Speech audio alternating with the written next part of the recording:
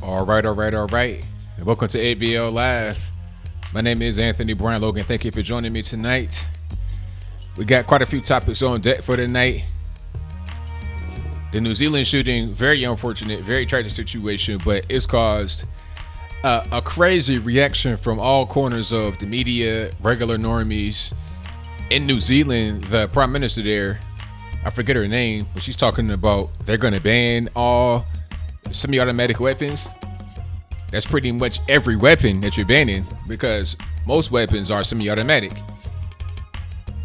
You know, unless you're dealing with a revolver, a flintlock pistol, or something like that.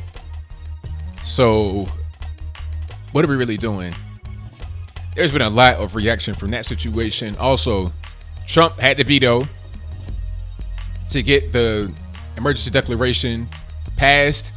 Not surprised at that. I expected that to actually happen, because the Republicans, well, I'll talk about that once we get into the show, but some Republicans just didn't want that to be the way we do things going forward. Although it wouldn't be the first time for a president to do such a thing, I think it'd be the first time for Trump to have to veto a particular thing. Pelosi says lower the voting age to 16 rather than 18. Why lower the voting age? What is the purpose? What is the reason? Are you just trying to get younger people? You're trying to indoctrinate them in high school so they can vote for you? What if you figured out that more young people were conservative than liberal? Would you do the same thing? Also, Beto O'Rourke for president. Will it work? Will it not work?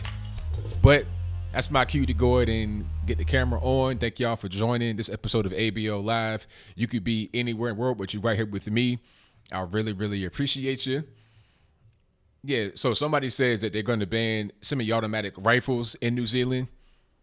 I mean, you know, it just doesn't make sense, really, because it's like, okay, if you're gonna ban semi-automatic rifles, what's the difference between that and a handgun? It's just the form factor and really the accuracy, I suppose. But if it's semi-automatic, it's semi-automatic. So what are we really doing? What's the purpose in doing that? I understand that it's a tragedy, but the knee-jerk reactions aren't needed. I think that if more people had guns in New Zealand, then they'd be able to protect themselves better from a situation like this. I think that'll probably be the best way to go about it, rather than just saying, well, let's just ban all guns. It's just, you know, it's just not how you do it. Yeah, no, I've been hearing about the video being circulating. I have no desire to look at that. Oh, Tiny, I know you're upset about that. Yeah. I saw the prime minister, and I could tell that she's pretty liberal. Just by her appearance, I could kind of tell that she was. And then why would you say after a shooting, just a knee-jerk reaction like that? You should think about things before you do it. I don't believe that the ban on the weapons will actually solve the problem. You know, maybe it's different on an island nation or a smaller nation, but it definitely wouldn't work here in the United States. Oh yeah, PewDiePie. PewDiePie being blamed. The guy was just trolling. He was just mentioning people that could get him attention. And people that always get blamed for things that they don't have any business being blamed for. Really, if he's talking about Fortnite and Spyro. Video games have been blamed for things that they shouldn't be blamed for. You know, you have a mass shooting, people want to blame Call of Duty and stuff like that. I mean, come on. Then he wanted to also blame Candace Owens. Like, why would a person that is described as a white supremacist look towards a black woman for any kind of radicalization? If you're radicalized by a black woman, how did it make you a white supremacist? See, it doesn't add up. It's like being radicalized by Louis Farrakhan and you become a Christian. What? Let's just put two and two together and see if it equals four. If it doesn't, then we got to figure, okay, maybe what he gave us is just not really true. Yeah, it was crazy. And I was kind of surprised to see people actually buy into it. It was obvious that the guy was just trying to sow discord. He even said it. He was like, look, I'm trying to have the United States fall apart. I want to invoke something that brings about gun control So there is a civil war. That's what he said in his manifesto. If the manifesto was true, even if the manifesto is not true, people are using that to judge this person and they're reacting to it. So regardless of who wrote it or what, the intended result of the manifesto is being realized by these people in the media. So I just don't quite understand why they're buying into it. What's the purpose of them doing exactly what he says he wants them to do?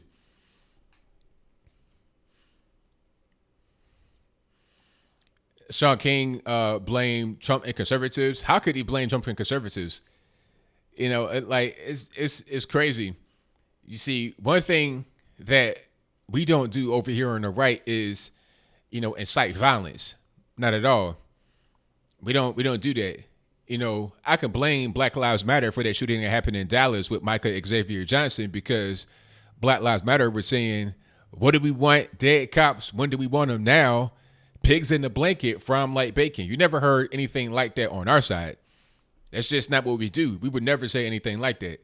That's what they do on their side. So I can blame them for that because of the outright directed calls for harming people that they do. If somebody like Candace Owens or PewDiePie or somebody like that was to say, go out and shoot Muslims, go out and kill these people, then that'd make sense. But they did not do that, so it does not make sense. But Black Lives Matter did do that. And it's pretty simple. And they also have gone out and destroyed things, engaging in civil unrest, burning, looting, pillaging, the whole 9 yards. So it was pretty clear to see what's really happening. Now, in Monkey 7, the manifesto, I had found it. And I'll tell you what, it was like, it's kind of hard to describe. It was like it was a manifesto. It had chapters, sections. It was very well organized. It was like he was giving himself a Q&A. But you could tell at certain points he was just putting stuff out there to try and incite people, to try and provoke people to do certain things. That was pretty clear. Logan King, exactly. He says the shooter apparently stated he wants division and doesn't consider himself. He doesn't see himself as a conservative, but people still, hold on, it went past me. People still do what he wanted. Exactly. He says he's not a conservative. He hates conservatism. He says that he's glad that conservatism is dying in America, and he wants to accelerate that process. Not only does he want to see conservatism in general die, he also wants to see a civil war in the United States for the country to collapse. So if you are, a Trump supporter, a conservative, why would you want to see the nation collapse? One thing that we all have in common as conservatives is that we want to see America do well. We want to see America prosper. We want to see America become great again. We don't want to see America collapse into despair. If we talk about a civil war, we want to talk about it in a way to where we can avoid it or how to prepare for it, not to encourage it to come. That's not what we're into. Yeah, exactly, Angela. We're not into all the hurting people. That's not what we do. Not at all. What's going on, DW Toller, coming from Jasper, Tennessee. Shout out to you, Dennis and Jasper. Yeah, I ain't too much worried about nothing, because I think that I'm on the right path. Nobody can say that in any of my videos I've incited any kind of violence or hatred or anything like that. I'm all about peace. I'm all about moving forward in a positive way, and that's the way it's supposed to be. Yeah, no notoriety for the shooters. I've never said the guy's name or showed a picture of him. All I do is just talk about what happened and what they did, and that's it. And then also, of course, I'll talk about the reaction from the media. I will take calls tonight, Derek, just in a little while. I'm going to talk for a little bit right here. I thank y'all for being here. Shout out to everybody in the chat. We got Faith Jones. We got Anthony McQuaid, Barrington, Moki 7, Tanya, Zodich King Sword, Blue Eyes Cream 26, Derna 1804, Charleston Battle.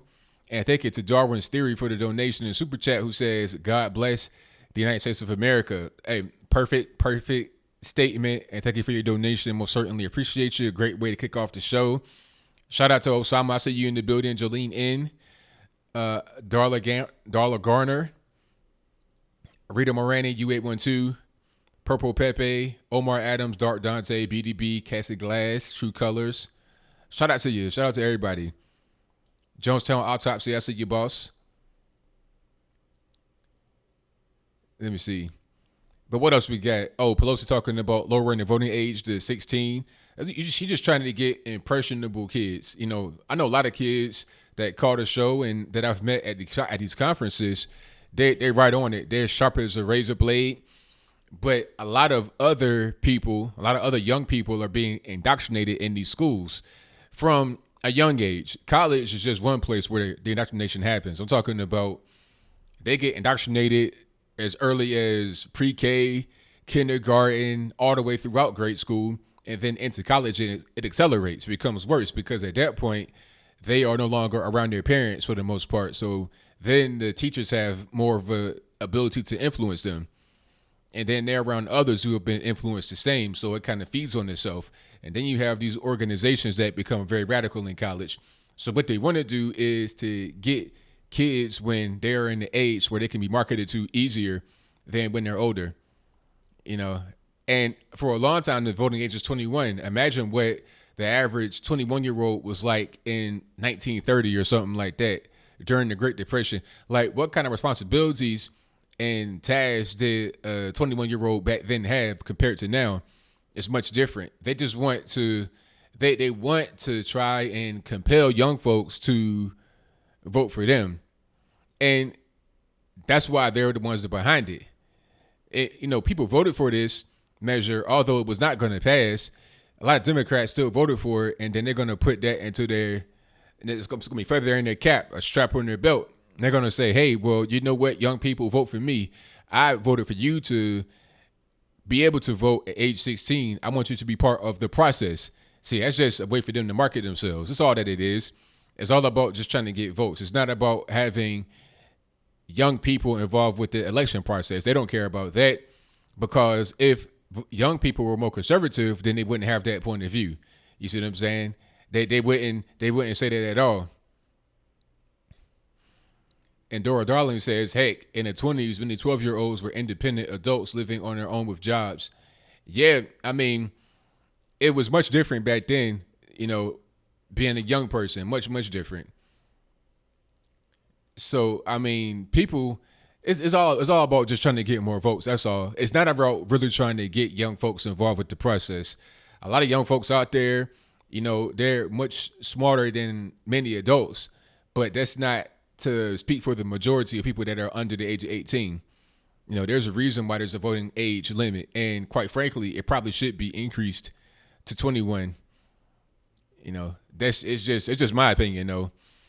Mouse C says they want to indoctrinate the young and move easily and more easily impressionable before they wise up. Exactly. 100%.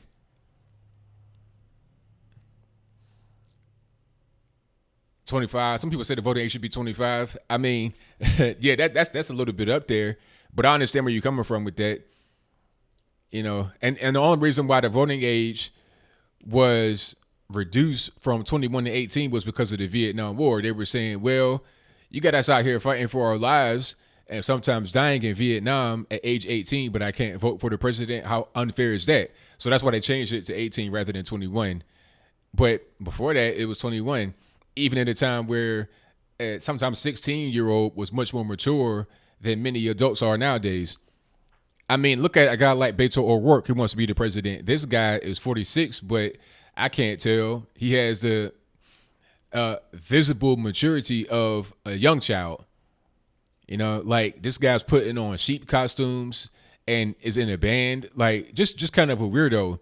And a lot of things are now coming out about him. And I see now why he delayed his announcement. I see now why he said he was not going to run at first, because there are some things coming out about this guy that are just plain weird. A lot of these writings, he was talking about just weird, sadistic, psychotic fantasies. I mean, the guy is about a few trees short of a forest.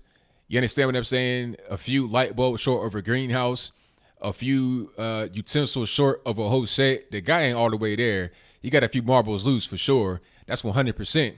And that's probably why he said he didn't want to run at first. But now he's like, you know what? I'm going to just go out there and do it regardless. I don't care if they find out about my furry days or my weird poems from when I was 15. So what? I'm going to just do what I want. But it might kind of backfire on him, really, because I think he underestimates how people really look towards stuff like that and they take heed of it. It's like, okay, this guy ain't really right.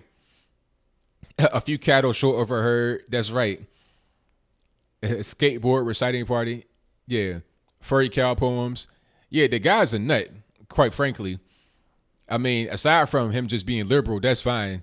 If he wants to be liberal, I can just say, I don't like his policies. But then on top of that, he's a nut. So, I mean, if he was, how do I know he has loose marbles? Well, it's been some information coming out about him, some of his prior writings. And if you read them, I mean, I think he comes to the same conclusion that the guy ain't all the way right. If he has to wait from a collection, 2 fries short of a Happy Meal, a few lines short of a pride.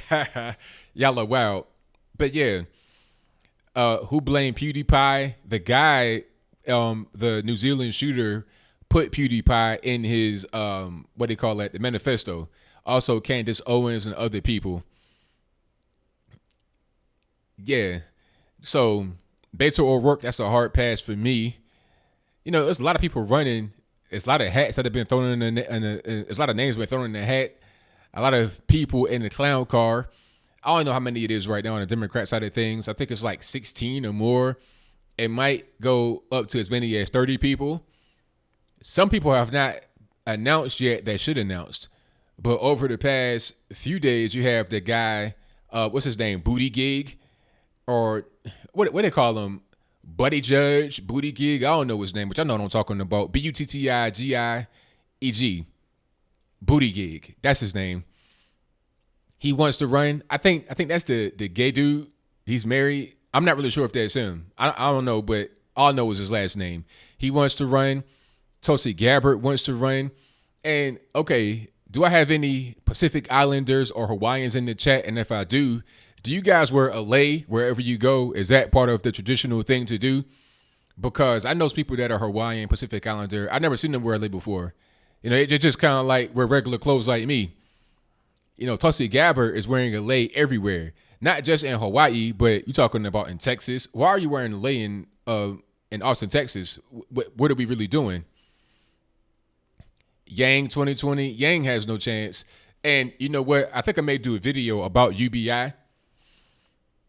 Kurt Wagner says, no, they don't wear leis wherever they go. That's what I thought. I thought maybe it was just occasionally. I didn't think that was a constant thing there. Thank you, Quiet Bear. I appreciate you. Thank you. Thank you for that comment. It means a lot to me, for sure.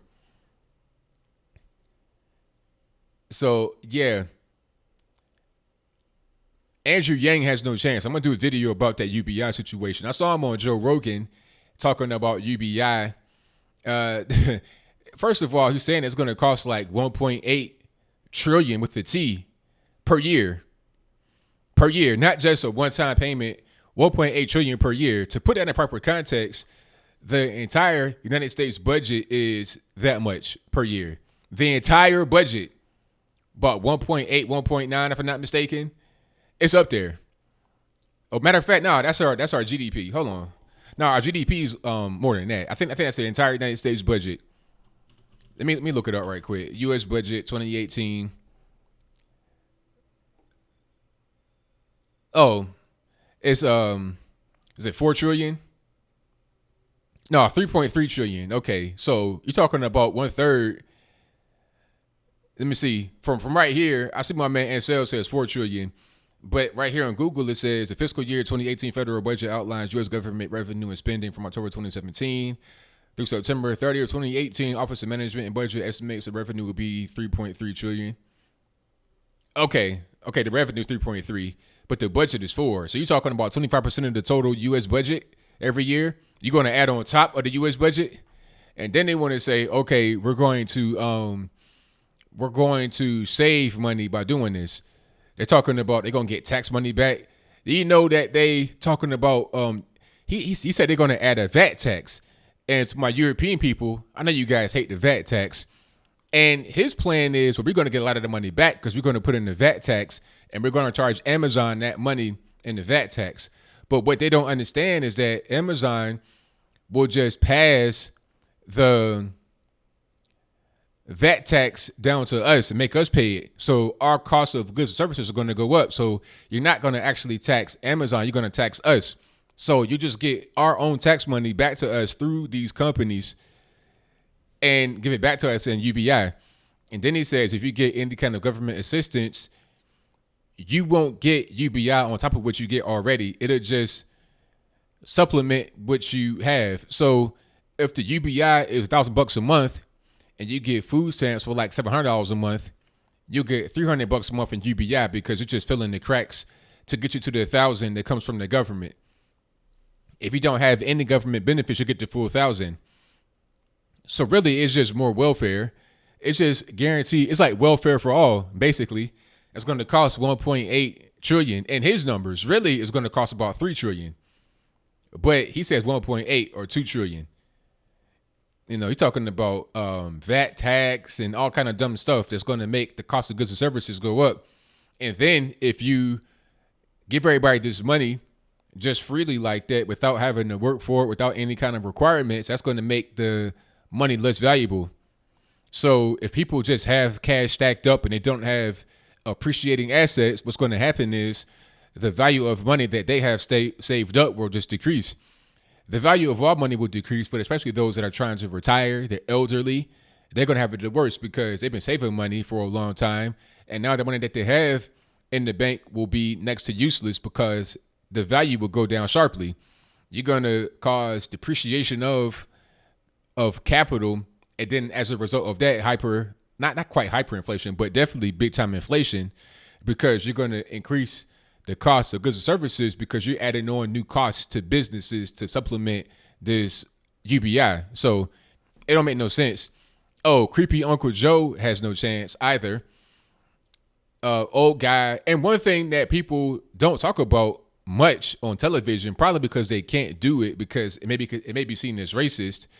But one thing they don't talk about is how you got too many white men and women running on the Democrat side of things. I thought that the white man was the devil, according to the left, because every time you turn on the television, every time you turn to one of these blogs, an op-ed on Washington Post or Huffington Post, one of these posts and tribunes and whatever, these liberal rags, all they say is how bad the white man is. The white man did this, white man did that. White supremacy, white this, white that. Always a bad thing about white men, white people. Then they want to say, okay, let's run a 77-year-old white man to be the president, a 74-year-old white man to be the president, a 70-year-old white woman to be the president. What are we thinking about? How can you do that, but at the same time have this whole campaign that's been going on for so long against white people? People are not really going to be for that. That's why they're trying to have Kamala Harris or Cory Booker. Now, Cory Booker says that he is dating Rosario Dawson. Do you believe that? Press 1 if you believe that Cory Booker is dating Rosario Dawson. Press 2 if you do not believe it. and then when they asked him about it, he was like, I forgot what he said. This is fine. Or, oh no, he said, I'm happy about it. How does it feel to date Rosario Dawson? I'm happy about it. Is that how you really react to your girl that you with? And why is it that now all of a sudden at age 50, he has a girlfriend, but before that, you never heard about any kind of woman? You know, never. Like, I want to see old girls come out. Like, you know what? How about this? I want to see a bunch of women come out the woodwork like they came out for Herman Cain, just in the positive way. They tried to bury Herman Cain, but at least you knew Herman Cain was not playing games behind the scenes. If somebody's gay, that's their business. I don't care. I have gay friends, and I don't care about what they do in their personal life. But the problem is that you're lying, sir. You're lying already. And one thing I don't like is a lying politician. So if you're going to be gay, then be gay. Just be out there. If you're going to be straight, then, you know, I'm having a hard time believing what you're doing here, sir. You're not convincing me. It just seems kind of weird. That means I don't really trust you. I have distrust already. Therefore, you're not really going to be the guy that I decide to vote for come 2020. I wouldn't vote for him anyway, quite honestly. But if I was on the left, I definitely wouldn't vote for him because I would have trust issues with the guy. He's not being honest with himself. That's the main thing right there. I think he's vegan, yes. Corey. I think he is vegan. Not Corey Will, pardon me. I was thinking about Cory Booker. I think he is vegan.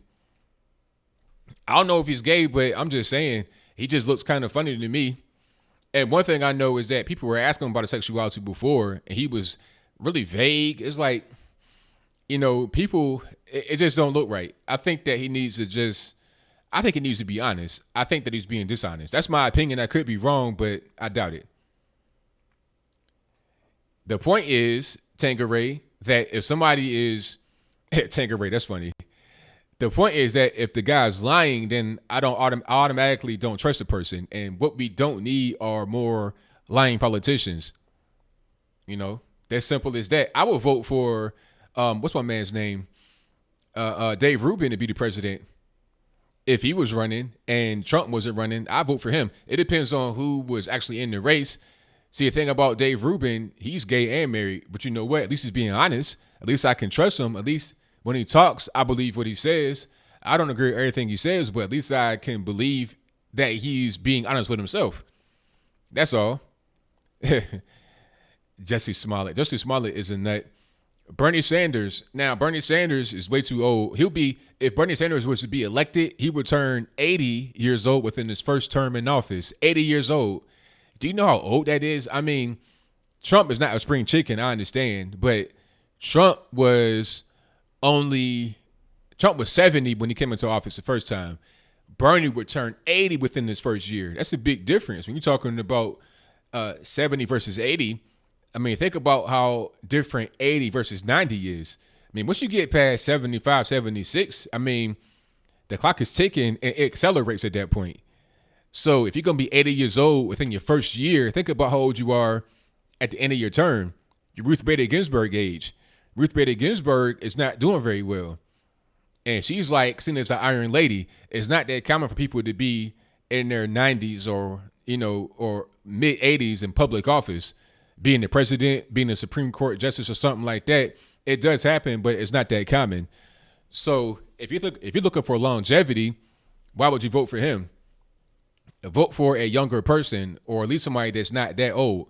Trump would be 8 or 79 when he's done on his second term, not 80 starting his first term.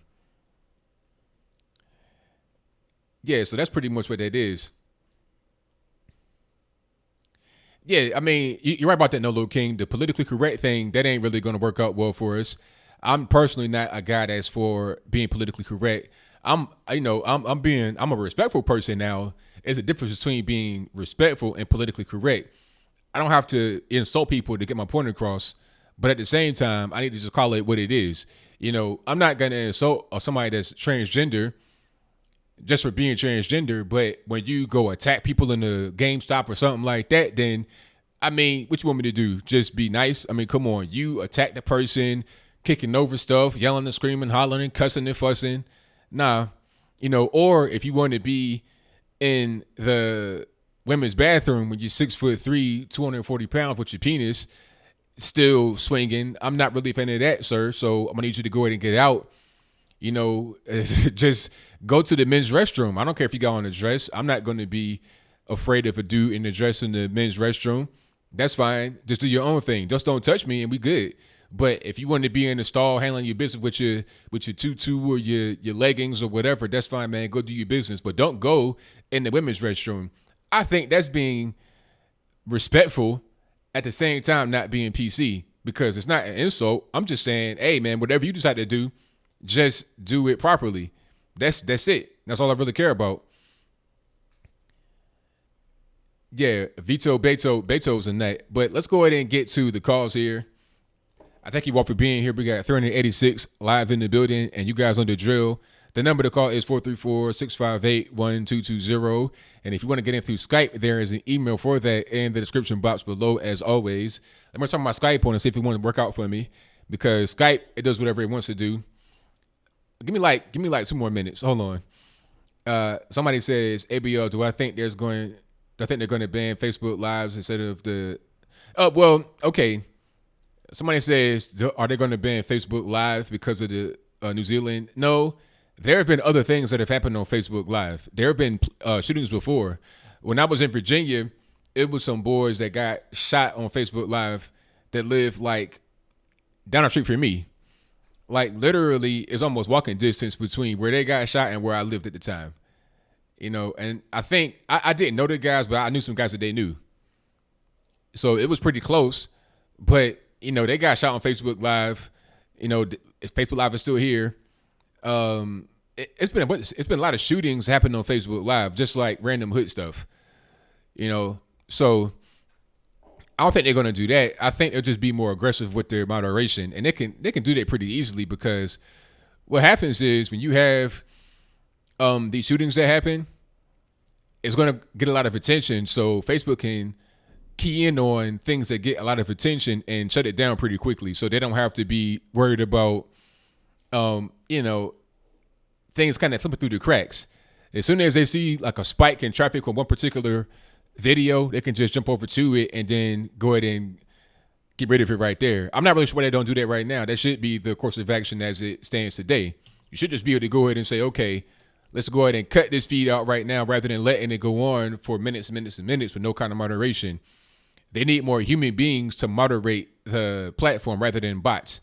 And that goes across the platform for anything as well, for Facebook, YouTube, Instagram, Twitter. You need more human beings that are not as biased. That's pretty much how I would look at it.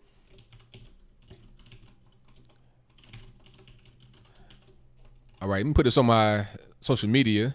I almost forgot to do that. And you guys, please like the video, share the video, do all that good stuff for me. It helps out tremendously. I thank y'all for that in advance.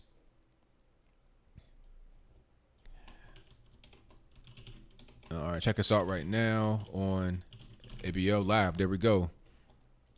Okay, let's go ahead and start Skype up and see if it wants to work for me.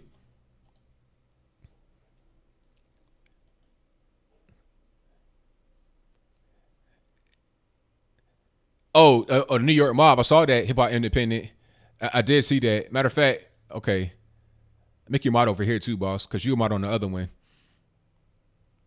But yeah, the guy who was that got killed in front of his house? I forget his name, but he got killed in front of his house. They're talking about it could create a war. I didn't know the mob was still going on, quite honestly.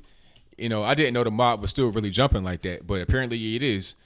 So, you know, RIP to him, but I didn't know who that was really.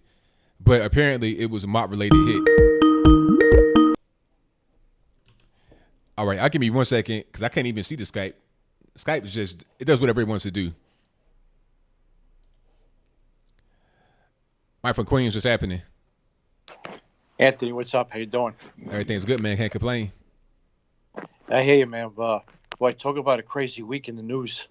You know, with the shooting in New Zealand and the resolution. And I don't know if you heard, but up here in New York City, there was first time in 33 years a mob boss got taken out. Yeah, I saw that. I mean, I thought that was pretty much done. I didn't know the mob was still going on like that, but apparently it is. Yeah, well, I mean, the small ones stay off the radar screen. Most of the guys are either dead or in jail or in the witness protection program at this point, because there's no loyalty anymore. I mean, you know, they said that they arrested someone today, as a matter of fact. They picked up this guy in New Jersey. Supposedly the boss of the Gambino family, this guy named Frank Cali, he didn't want the supposed guy that shot him.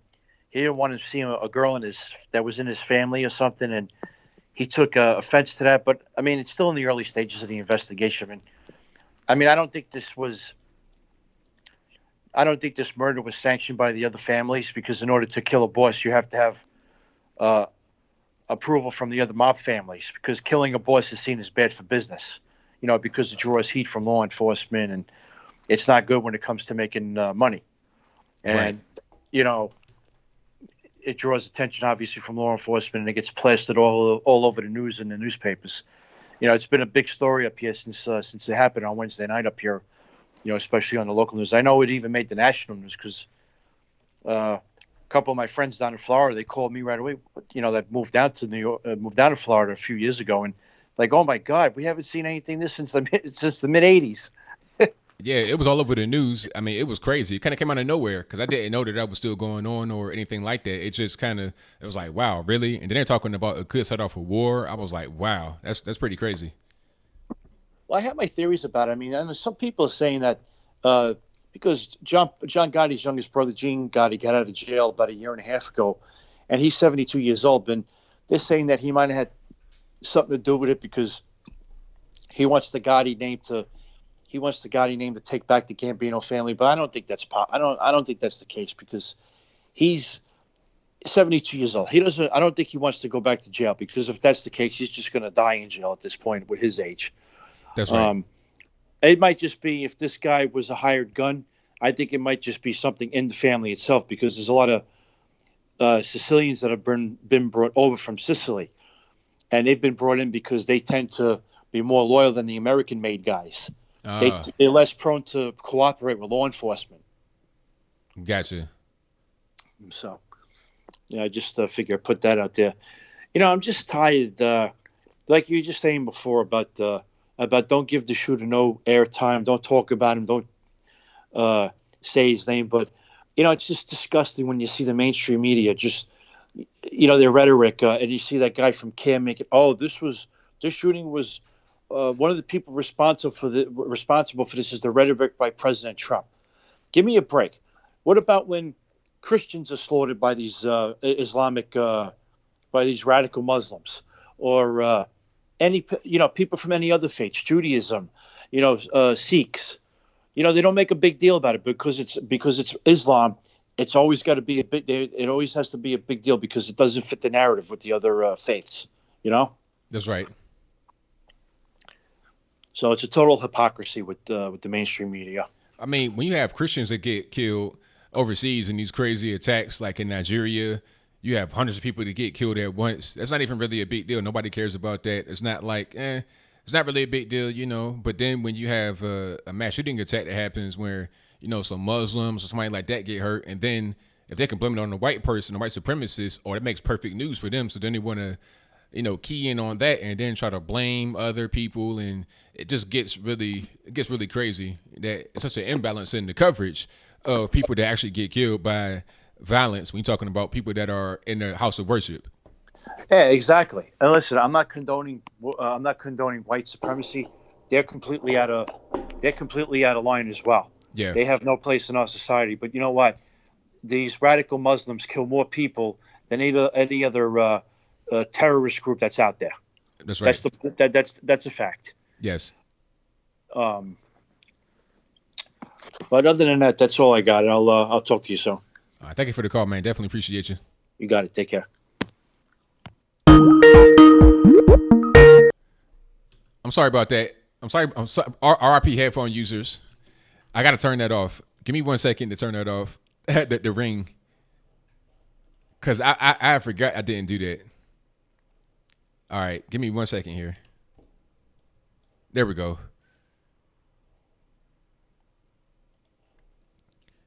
All right. Asweed Speaks. What's happening? Well, this has been an interesting week, wouldn't you say?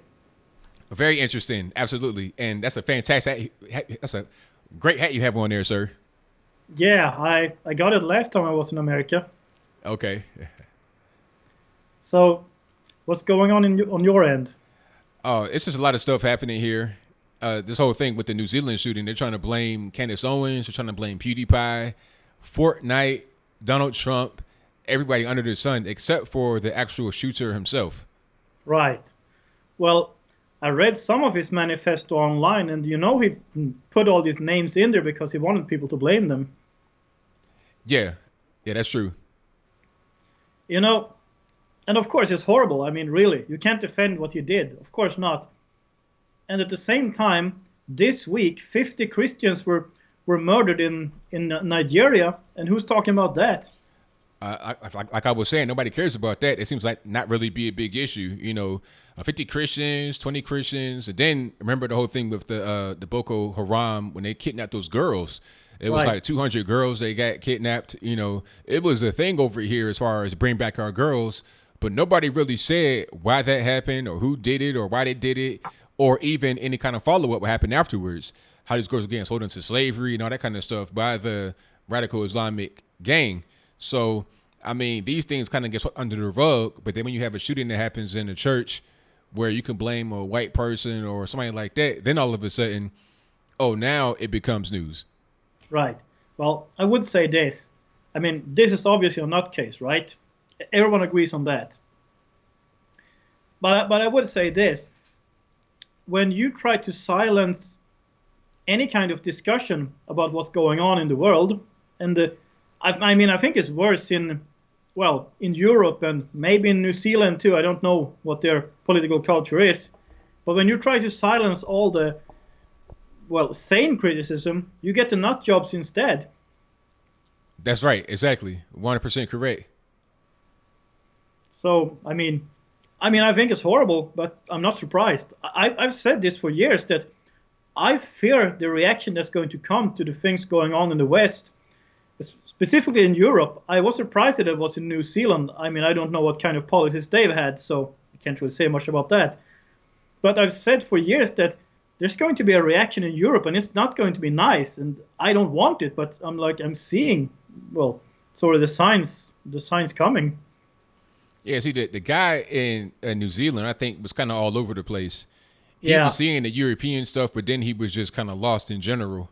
And he probably was just angered by what he saw in Europe. But that was just, the reaction that he had was just more to feel something on the inside that was missing.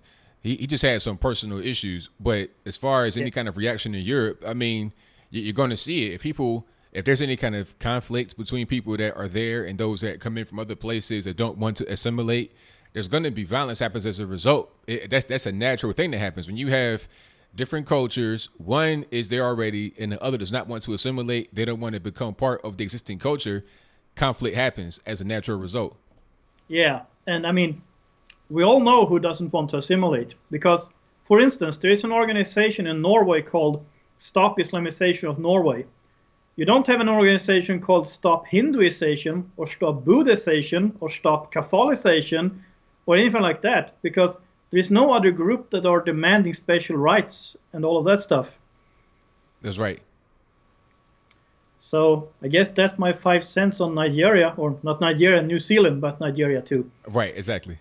Yeah, I'm kind of stuck in Europe right now. I'm waiting for a spousal visa, and red tape is red tape. So here I am. Yeah, hopefully they speed that process up, man, so you can get on over there and get back, but you'll be over there soon enough. And the crazy part is that if you were to come into the country illegally, you might be able to be better off if you go to one of these sanctuary cities, change your name to Kareem Akbar, grow a big beard, and you'd be just fine. They'll let you stay in there. You can go to San Francisco and you can get safe harbor, but you want to do things the right way, the legal way, the correct way. Then you got to go through the whole red tape and all that kind of stuff. So it's not fair. And that's part of the reason why I said we need the wall and we need to crack down on illegal immigration, because people that come over here the right way, I respect them 100% because they're doing everything right. People that come over here illegally, there's no way that anybody can tell me that that's okay to do. People say, they're trying to come over here for a better life. Well, so what? People come over here all the time for a better life, the legal way. So we should respect them and appreciate them, not the illegal people.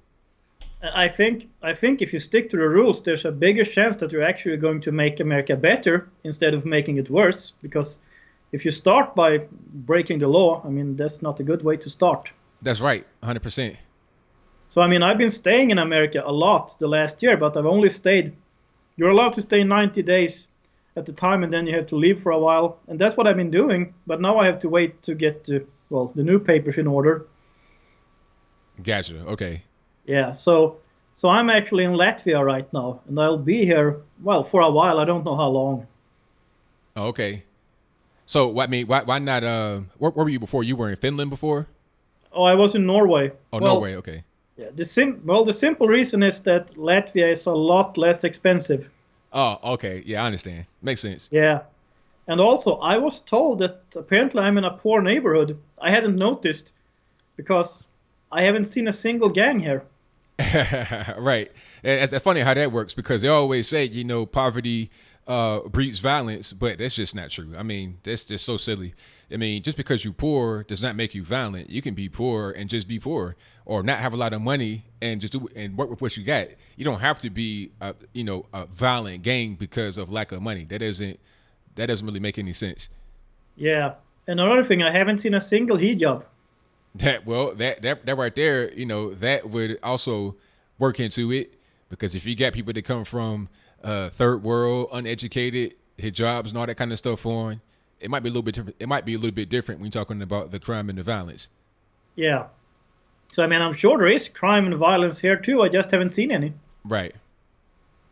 And well, I haven't seen a single beggar either. At least not around here. There might be if I go downtown, but if you go to rich countries or countries that are supposed to be rich, like Sweden and Norway, you will find beggars outside every store, but they're not here. Right. Well, I mean, that's probably about the immigration policy, and also maybe like the welfare system. I doubt there is a robust welfare system in Latvia, right? Well, I think if you're retired, you get some money, but it won't make you rich. So I don't think anyone goes here to live on welfare. That's right. Right. And they probably just outlawed begging, and well, that's how they took care of that problem. Gotcha. So I don't know how much time we got today, but did you hear about the Brexit vote in the British Parliament? I keep hearing different things. I mean, I've been hearing about it for the past 2 or 3 years now, and it always seems to change. I think the most recent thing that happened was they're trying to vote to delay it, if I'm not mistaken. Yeah. Okay. Yeah, they voted for a possible delay a few days ago, and I'm like, no, you shouldn't do that. You just have to leave. What are you doing? Right. Yeah. Just go ahead and what is the hold up here? Just go ahead and actually execute the plan to leave. It's been years now. Let's carry on, as they say. Yeah. The problem for Theresa May is that she's trying to get a deal through Parliament, and they just won't vote it through because they think it's a bad deal and they don't want a bad deal. And I actually agree. I would vote against that too. But what they should vote for is that they just leave, period. They can leave the table without any deal. And then they can tell the EU that, hey, we're not giving you a single penny more. You've gotten enough money out of us by now. Makes sense to me. Makes perfect sense. Yeah, and I mean, they can trade under World Trade Organization rules with EU countries. And if the EU doesn't want to trade, fine. The British can trade with America or Canada or Australia or Brazil or whatever. Yeah, they'll be just fine. I think UK will be just fine. I think many countries in the European Union would need UK more than they need the rest of the European Union.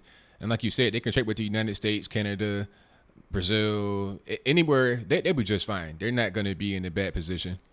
Yeah, and if Britain leaves on March 29th, we'll see. I believe it when I see it. But if they do, and if they leave without the deal, that would actually encourage people in other countries in Europe too who are not happy with the EU, and it would make it easier for people in Italy or Sweden or wherever to start organizing to actually get their countries to leave. That's right, absolutely. And I've been hearing a lot about Italy.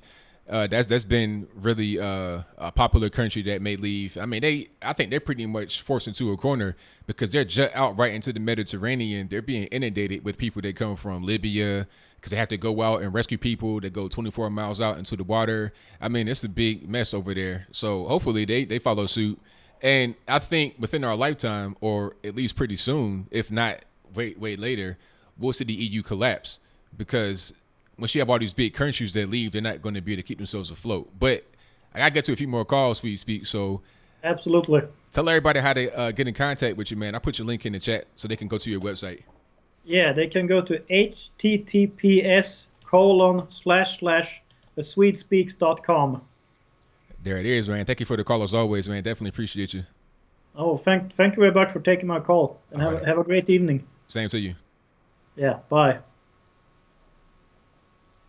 All right. Thank you to my man, the Swede Speaks, for the call. Always a great call.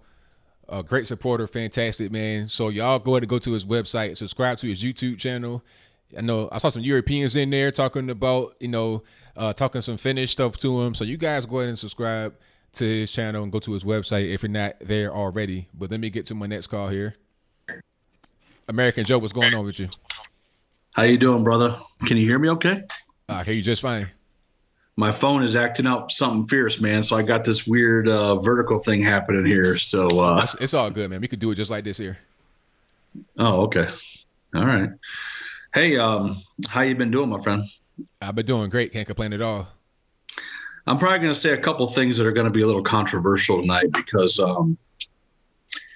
I don't know who your audience members are tonight, but one thing I want to say is, and I'm going to speak mostly about New Zealand. After 9/11, there were celebrations around the world when over 3,000 of our countrymen were killed. Celebrations in the streets, massive piles of people. And I'm not talking about radical Islamic folks. I'm talking about run-of-the-mill Muslims around the world were celebrating on 9/11. So as much as we like to dance around the subject matter, we have a problem in this world called Islam. And when 80, 90, 70% of Muslims around the world believe that the proper response to apostasy is death, that stoning your spouse who cheats on you is legitimate, that's a big, big problem. And I'm not excusing what this guy did at all. I don't want to have anybody go there with my statements. But wouldn't the first thing, or isn't the first thing that always happens when there is a Islamic terrorist attack, one of the first things you hear people say from the left is that the reason that's happening is because of our droning and our bomb strikes around the world. We push them to do these acts of violence. Yeah. That they don't act in a vacuum. That it's our chickens coming home to roost. Well, I read this guy's manifesto, and he explained very clearly to me why he did what he did. Not that I agree with it, but we gotta step back a little bit, man.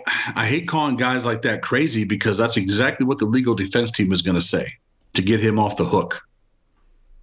And when I read that manifesto, I didn't read the ramblings, to me personally, of a crazy man. I read someone who had a lot of thoughts on a subject, and they put it out there for everybody to read. And so I'm not in the same boat as a lot of people talking about this is a crazy guy. I don't think he's as crazy as we'd like to think. I think he just has an ideology or a worldview that is so far out that drove him to do something like this. So now the question would be, do you think that he was being totally genuine in the manifesto? He was talking about Fortnite, saying that radicalized him, and Spyro, the video game, and also people like Candace Owens and PewDiePie. Well, the paragraph you're talking about with the video games was I read the whole thing. That specific paragraph was a joke. What's interesting is he wrote all these questions to himself as if he was being interviewed by CNN, right? They were all leftist questions. Are you a Christian? Do you hate Muslims? You know, all these questions that a leftist would ask him. Do video games make you violent? This is not a question anybody that we would, we would never ask that question. But the answer was satire, because at the end of it, at the end of that, he said he was influenced by this. Then at the end he goes, no. So it was satire, that portion of it. The Candace Owens thing made me feel sick to my stomach because I knew the reaction that was going to happen on social media as a result of her name being dropped by this guy. So this morning I put out just a really quick message. She probably didn't get it, but it was just a really quick message that, there's a lot of patriots that support her. We back her. It's a shame because she's never done anything but speak out about wholesome family, conservative values, and she speaks mostly to the Black Latino community. Yeah. She's not some white supremacist who wants to kill Muslims and all this other stuff. I mean, she's never said anything I've ever heard that's remotely close to that. Yeah, and then my whole thing about that is, if the guy, did the guy say he was white supremacist in the actual manifesto? Is that how he identified himself?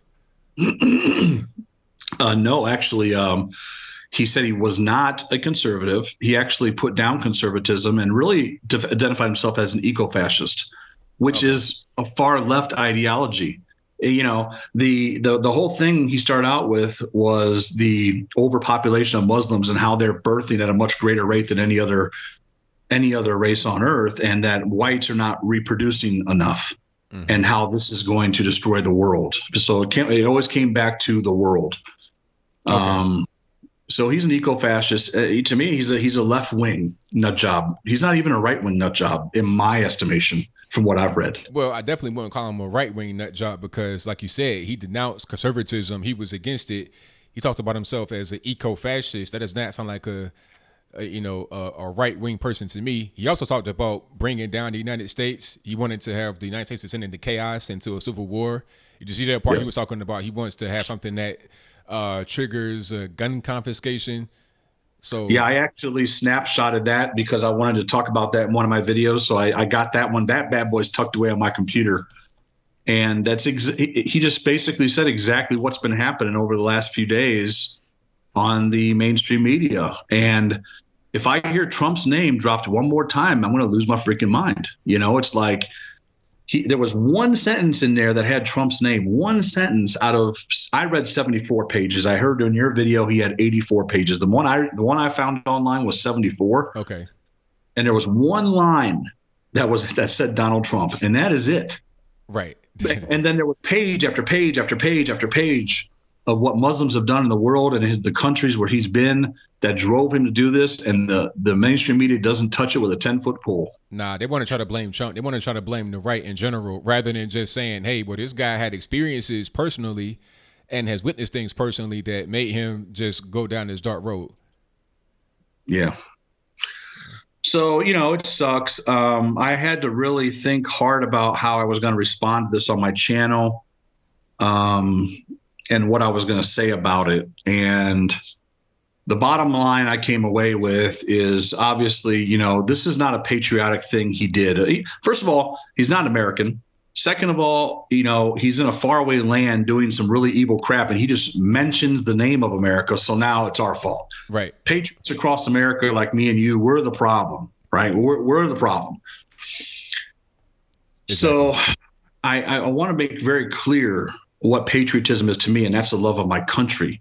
It doesn't matter what color you are, if you're white or black, Mexican, it doesn't matter to me. If you love your country, then me and you are best friends. You know, if you put the rest of the world ahead of our country, then me and you aren't going to see eye to eye.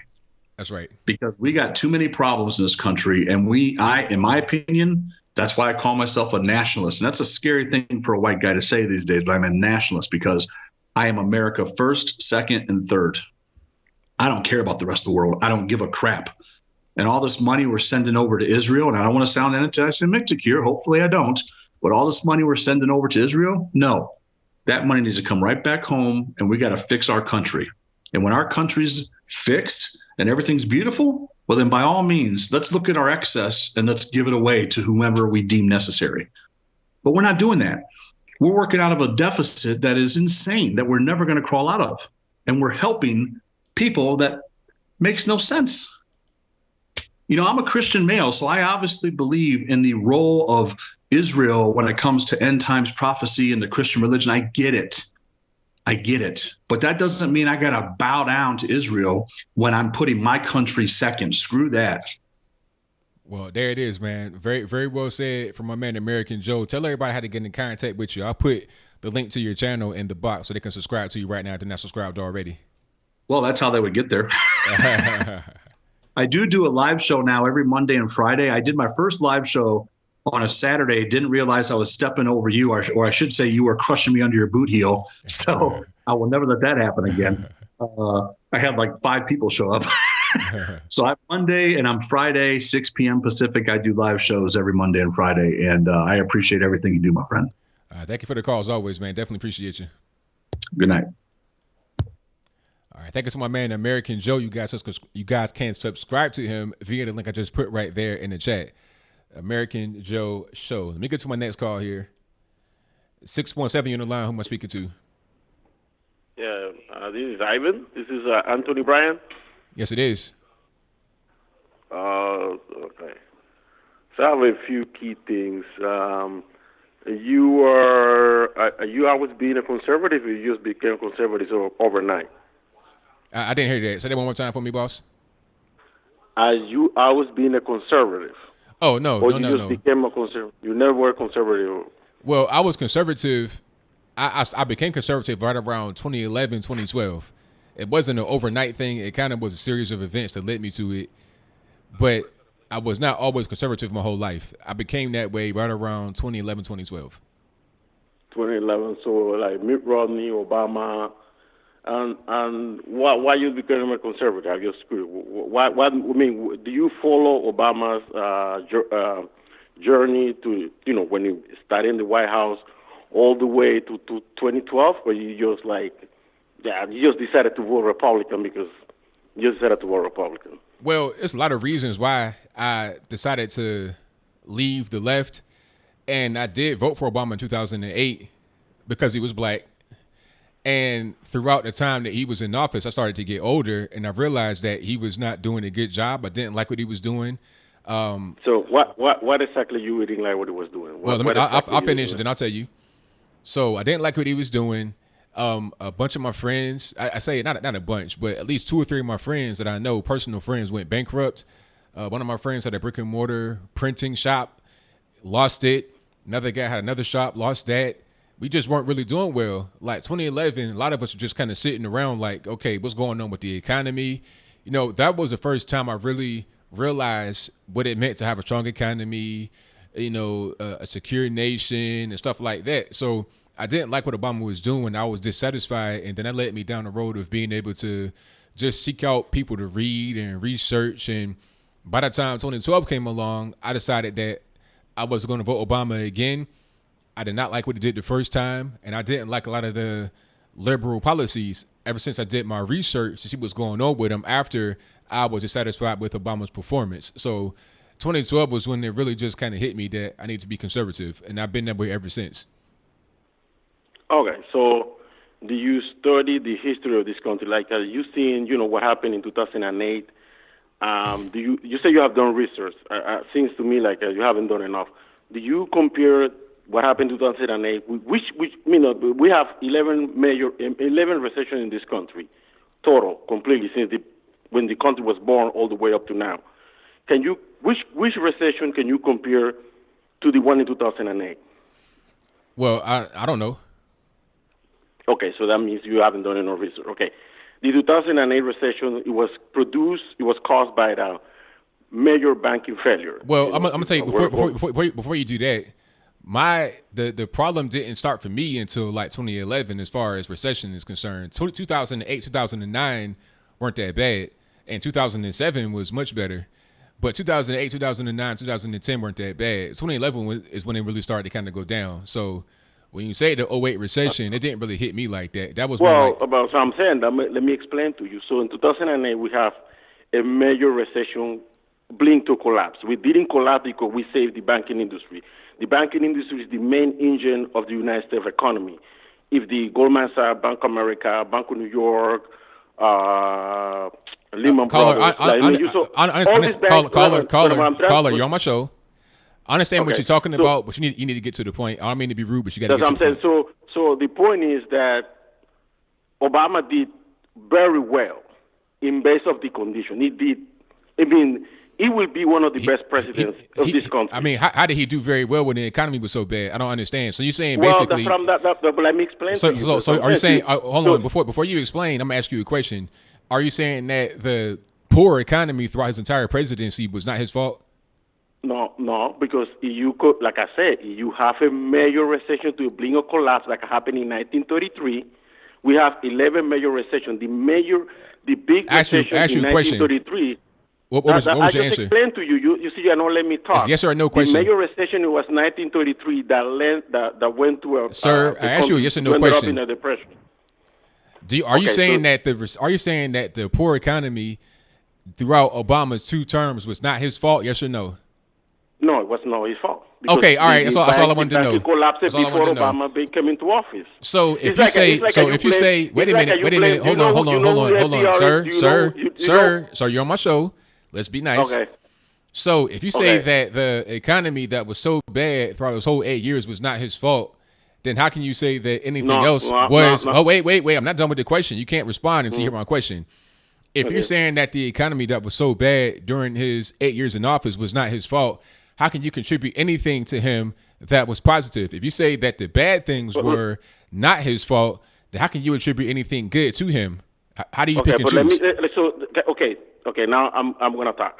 When Obama came into office, the country was losing 800,000 jobs. This is something never seen in this country. Never. Like nobody's experienced this. 800,000 jobs. When Obama came into office in January 2009, the economy lost over 1 million jobs. Something never seen in this country compared to 1933 depression that lasted 18 years. 18 years. I mean, we already passed that point. Let me continue. Unemployment was at 10% in March. I think it was March of 2008. Unemployment started. The job losses will continue, of course, until the economy hit rock bottom. The economy recovered in 3 years.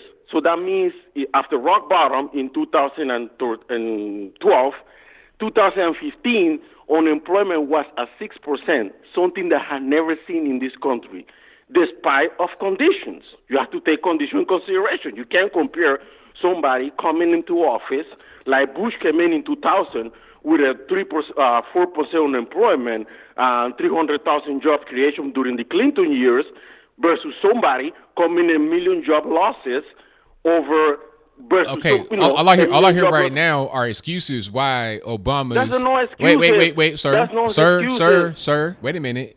All I hear right now are excuses why Obama did not do well. Well, let me explain to you. But you're still not explaining, sir. You got sir. Let me close. Sir, you're muted right now. Sir, you're muted right now. Nobody can hear you. Matter of fact, I can't hear you either. So you can keep on talking, but can't nobody hear you. I'm going to talk right now.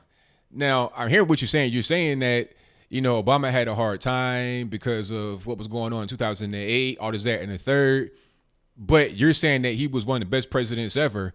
How can he be one of the best presidents ever when he presided over such a bad economy? How can that be so? You're talking about things that happened before. You're talking about the Great Depression, things that don't even really matter. You're talking about how great he was. How was he so great when the country was in such poor condition? You're talking about not only the economy, but also the social relations, all the race riots. We hadn't seen race riots since 1990s when your man Slick Willie was in office. So you had race riots happening, poor economy, a low confidence in the United States. How can you say that all these things were going so well? The reason why Trump is in office right now is because people were in despair. People weren't really doing well under Obama. Trump is now trying to fix what Obama broke. So if you're still there, I'll let you go ahead and respond to that. Okay. When FDR, when the Big Depression hit in the United States, 1933, unemployment reached as high as 25%. Okay? We already know what happened before. Let's not talk about that. To tell you, sir. We're not worried, sir. We're not worried about that. What we're worried about is, why do you think Barack Obama was so great? So way more successful than others by design. By design, you are already one of the best presidents because you solve a problem that never seen before, that never have dealt before, with his social amount of skills that put the position of the economy in good shape. Point blank, he's one of the best presidents. Wait a minute. Like it or not. Hold on. You told me. I asked you earlier. No, but you wait, sir. I asked you earlier if Barack Obama was to blame for the poor condition of the economy throughout his entire time, and you said no, he's not. Now you're saying wait. Now you're saying that the economy became good. So which one is it? Either it was bad the entire time and it wasn't his fault, or it became good after Obama because of what Obama put into plans. So which one was it? For the Depression. I didn't even hear what you said because I was talking, so I didn't hear what you said. Do you blame FDR for the recession of 1933? Yes or no? Look, I don't know anything about that. We're not talking about that. You need to be educated. How can you talk about something? We're not talking about FDR. We're talking about Obama. I asked you about Obama. Why are you talking about FDR? But you have to talk about conditions. Sir, conditions play a role. We're talking about Barack Obama. I asked you a specific question. Everything is fine. You can't talk while I'm talking. You can't talk while I'm talking, sir. I'm gonna mute you right now, and I can't hear you either. So I'm gonna talk. I'm gonna go ahead and get to my next call here, and I'll let you respond if you're still there. But we're talking about Barack Obama. We ain't talking about FDR. We ain't talking about George Washington, Abraham Lincoln. We ain't talking about the Nina and the Pinta de Santa Maria. We ain't talking about the good ship Jesus. We ain't talking about the Kingdom of Great Britain. We ain't talking about Queen Elizabeth, John the Baptist, Martin Luther. We're talking about Barack Obama. I asked you a specific question about Barack Obama. I said, if Barack Obama had 2 terms of a bad economy, then how can you say he's a good president? And then why, when I said he had 2 terms of a bad economy, I asked you, was it his fault? You said no. That means you agreed that you had 2 terms of a bad economy. How can you say now that the economy was good? What are we talking about? When in half of his presidency, unemployment was at 6.5%. Half. So why unemployment is not at 0.5%? Have a good day, sir.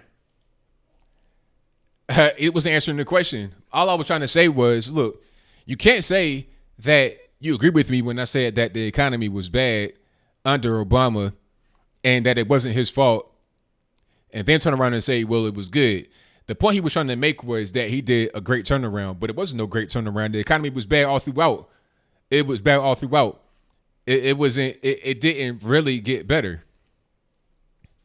You know what I'm saying? So, I mean, at the end of the day, and really, I didn't even feel the recession until 2011. So if we said the economy improved in 3 years, then why was 2011 the bad time? It don't make no sense. Let's get to the next call. All right, Victor, what's going on? Taking my call. Ain't no problem. I got a little bit of static in the background. You hear me now? I hear you, but it's like real staticky. I'm not sure what's going on. Oh, I don't know why. Okay. Well, I'll call you back. Okay. Yeah, okay. I'll get you back on the line. Let me see if I can get it back on. Okay. All right. We still got the same kind of, I don't know, like, are you in front of a fan or something? Am I a fan? A fan? A fan. Oh, yeah, that's probably what it is. Yeah. All right. Hang on real quick. Okay, I got you. And shout out to everybody in the building. Give me a thumbs up on the video for me, and also share the video. Share it to one of your friends that you think is a big time liberal. Share it to them. Like the video for me. Okay, you back? Does it sound better?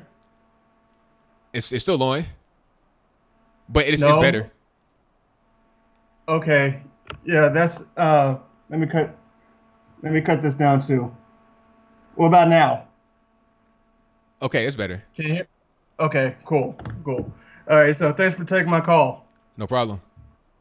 Yeah, so that was an interesting debate. Yeah, it was. I mean, but I've talked to him before. I recognize his voice and his accent and all that. He's just a liberal guy that calls into the show. Yeah, so the thing about it with Obama, when they talk about the jobs are increasing, I mean, I don't know if it was because of him or their jobs were increasing despite of him. Yes, correct. I mean, this man, Obama, put on EPA regulations, tried to kill coal mining. I mean, he was doing everything he can to make the economy not grow. So I don't understand how that guy can say that Barack Obama did a great job. I mean, the economy crashed, so it couldn't go nowhere but up, but it still was not good because of what Barack Obama did. Obama could have had an actual recovery rather than the milquetoast recovery he had. Yeah, and then with those regulations, as well as with Obamacare, they said that he was really bad on small businesses. Oh, he was terrible, 100% terrible. Yeah, and then also I need to look this up, but you know how they had this complaint about the militarization of police? You said what now? You know how people were complaining starting with the Michael Brown shooting. They talked about the militarization of police. Yeah. Yeah. I think that was happening under Obama. It sure was. It absolutely was. All these police shootings, all the Black Lives Matter. It sprung under Obama, and so did Antifa. So did all these different divisive groups. They all sprung under Obama. You had race riots for the first time since like Rodney King and all that in Los Angeles. Yeah, and then on top of that, with people, with Obama promising that his Affordable Health Care Act, that people would not lose their doctors, and then when it was finally passed, they lost their doctors. Yeah. So, and on top of that, the Fast and Furious scandal, too. Yeah, that was a pretty big win with Eric Holder, who had to resign as the Attorney General. Yeah. So anyway, so you remember the last time I spoke to you, I said that I had to hurry up and go to a grocery store before they stopped selling single knives. Yeah. Yeah, that really did happen in Britain, a store called ASDA, ASDA, and they say that because of the increased murders of knives, they will stop selling single knives so they could bring down the murder rate. I mean, that's crazy. Like, come on, we're talking about knives, kitchen knives, and stuff. I mean, see, that's what happens. People say, "Oh, we just want to ban guns and all this and that." Nah, it's always going to be something else you ban. You're going to ban tire irons, baseball bats, knives, anything that could be possibly used as a weapon. You want to ban. It's ridiculous. Yeah, and then I told people this, that back in the 50s. Yeah, let's say 50s. There was less gun regulations and less murder rate. The murder rate was down on guns.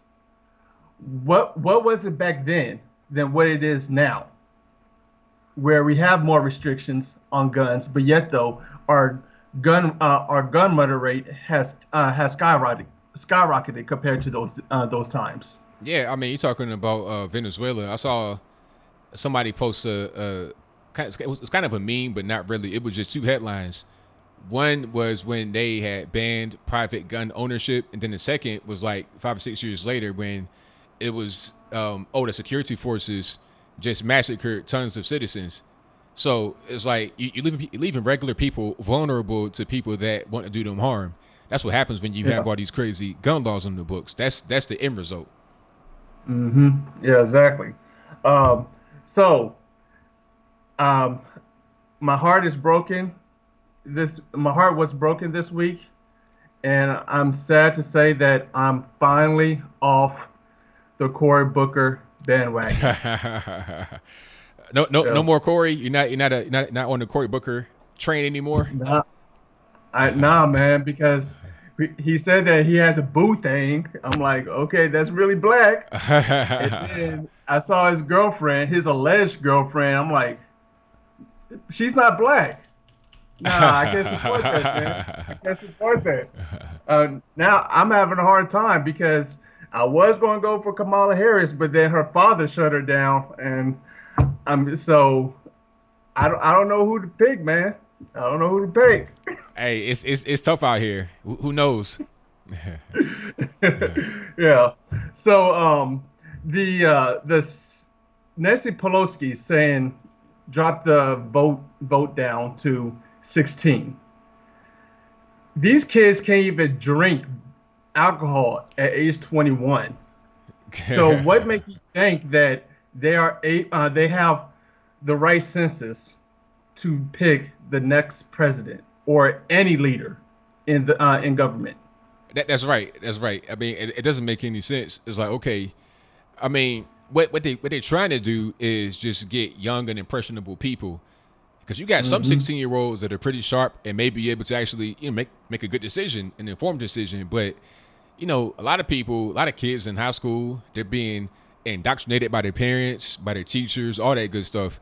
And Nancy Pelosi said it in her little comment about it, talking about we want to capture them at this early age. Capture, that was a pretty blatant word that she used right there. She wants to get them early so she can just, mold their impressionable minds. And then beyond that, even though this whole thing didn't pass, she can still say, well, the Democrats were trying to get you young guys involved. It's all a big game, just trying to get votes. That's all that it is. It ain't nothing else to it.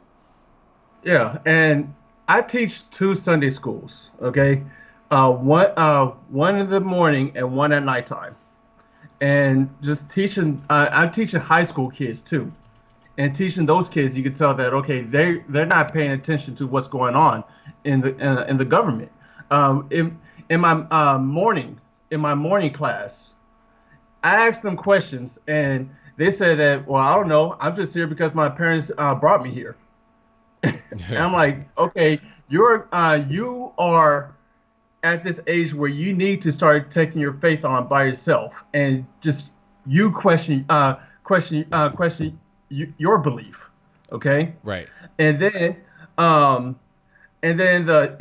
my evening class, where this is when the Pennsylvania pre-scandal just came out, and then we had a class specifically focusing on that, and the kids did not even know what was going on at all. Wow. Yeah, when I was a sophomore, back in the 2001-2002 school year, that's when the Boston pre-scandal came out. I didn't even know about it, and I didn't even look it up until after I graduated college. Right. So that goes to show you that their attention span on real issues. Exactly. It's pretty limited, very limited. Yeah. And on top of that, I mean, think about what I was doing back in high school. It was video games. I was paying attention on video games. I wasn't paying attention to what's going on in the U.S. I had no idea about politics at all until I got to be really like mid to late 20s. So I mean, I was not prepared at all at age 16 to be voting, not in the least bit. Yeah.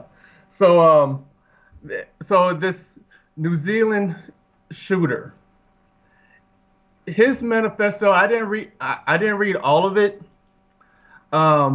But just what I've read, it was Hitler all over again.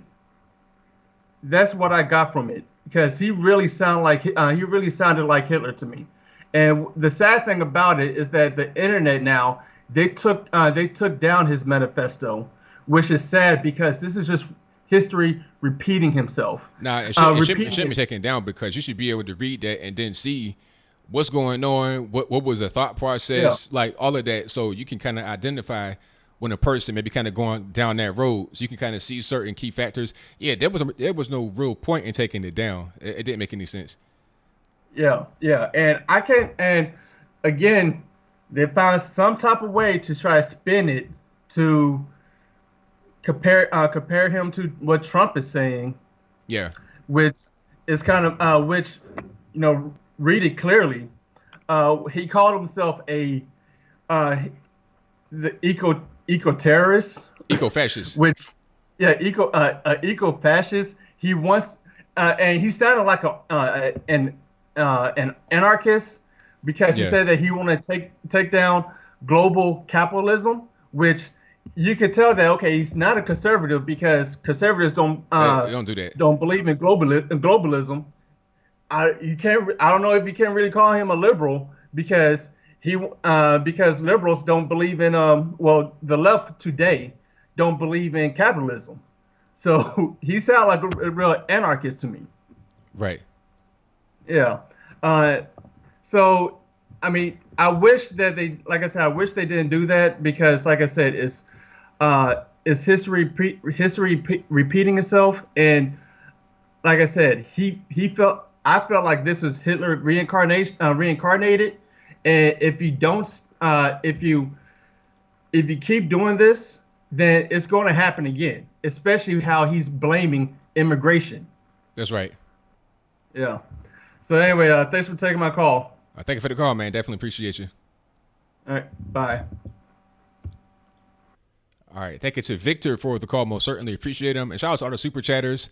I've not forgotten about you guys. I'll get back to the calls in just 1 minute. And I see everybody calling in. I'll try to get you guys on as soon as I can. We got Darwin Stereo who says, God bless the United States of America. Thank you for that. Paul Grant who says, keep it up, brother. Will do, sir. Free to Talk says, keep doing your thing, ABL. Roll down to ATL later. Will do. Absolutely. Very soon. Tune in, drop out says, ask the caller what specific policy Obama enacted that aided in our economic recovery. Very good question there. That's where the guy that was getting triggered earlier. Nathan Skill says, I voted for Obama and Trump. Beware of fake MAGA in 2020. Yes, there's a lot of that type of stuff going on. Shout out to Will Redding who says the only thing we got from Obama was single ply toilet paper and a failed mic drop. That's his legacy. 100% correct there, boss. And Blitz A says from Canada, trust the Q plan. Shout out to all our super chatters. They appreciate you guys. Let me get to my next call. Okay. I see a number that's been calling in. I'm going to try to get you guys back on as soon as you call in. So shout out to everybody. And you guys know the number. It's 434-658-1220. It's always right there in the bottom of the screen. And it's also always in the description if you can't see it in the scroll part when it goes by. Let's get to my next call. 212, you're on the line. Who am I speaking to? Hello, can you hear me? Yes, I can. Hi, Anthony. My name's Anita. I'm a black baby boomer, and I want to talk about a few things. First of all, the problem with many of you younger people, and I'm not counting you in this, you have no sense with regard to United States history or civics, okay? You have to understand United States history and civics. And I'm speaking to all of you because I have your back, okay? Because most of the baby boomers are disgraceful. Now, what I'm saying is this. You need to be able to do your own research, use your critical thinking skills, fact check everything. And the information's out there. Now, I'm going to go back as far as Wilson, only as far back as Wilson. Every single, and I'll include Obama in a minute, of the Democratic presidents has engaged in racism. If they did not come right out and call us the N-word, they treated us like the N-word. Okay? Wilson, we have the viewing of The Birth of the Nation. In the White House, that's right. Next one, we're going to move all the way up to Roosevelt. It was Eleanor that had to push him. Prior to that, you young people need to understand this. Black people did not vote Democrat. Understand that. The reason black people began to vote for Roosevelt was because of the stock market crash and the Public Works program. Understand that. The Public Works program.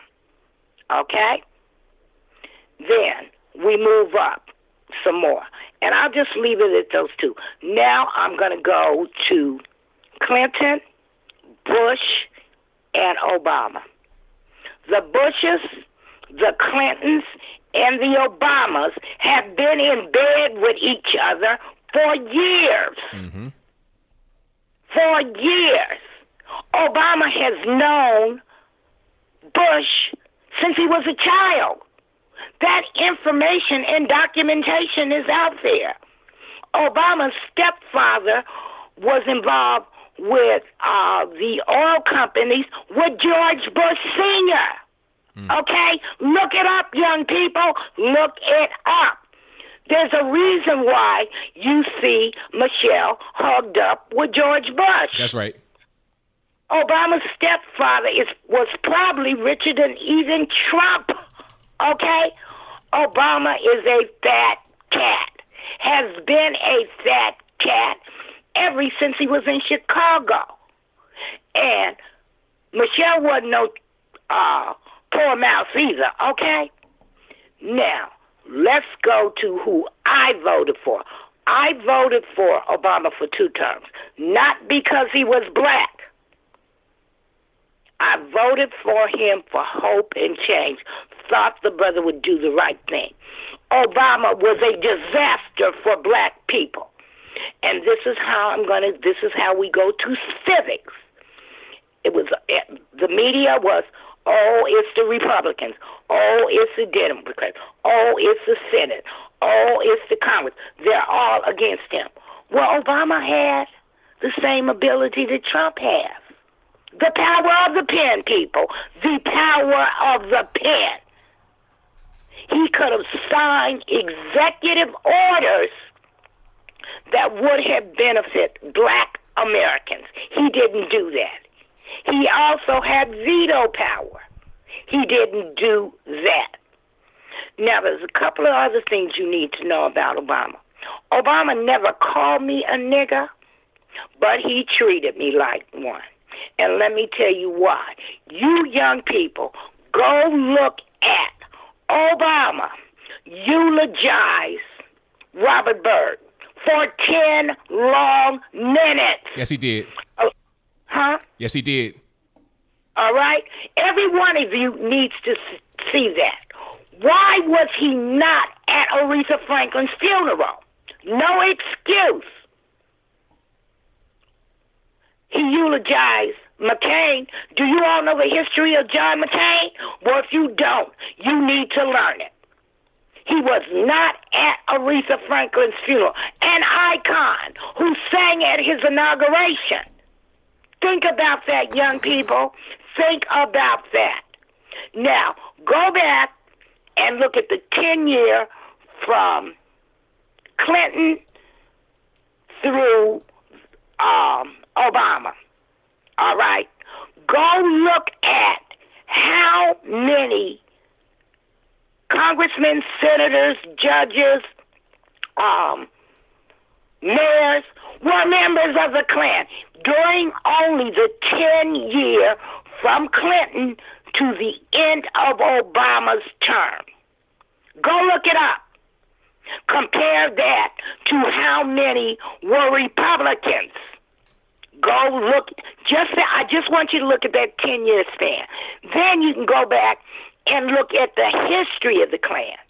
Another thing, Klan members vote Democrat.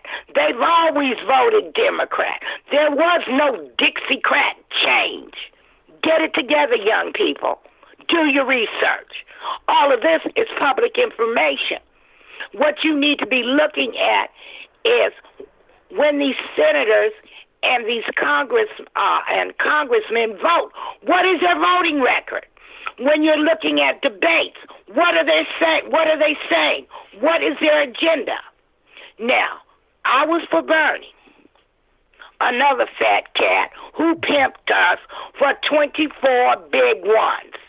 I did not vote against Trump. I have lived in New York City since 1980, when I was 20 years old. Trump was in the paper every damn day of the week. Yes, he probably did negotiate with the mafia. I don't doubt that. You can't get any construction work done in New York City unless you do that. Is he a peahound? Yes.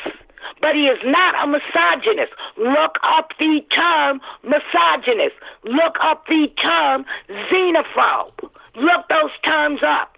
Look up the term anti-Semitic. Look up the term Zionist. Understand those terms. Look up the term communist. Look up the term Marxist. Go back to the Russian Revolution. You might be able to figure it out from there.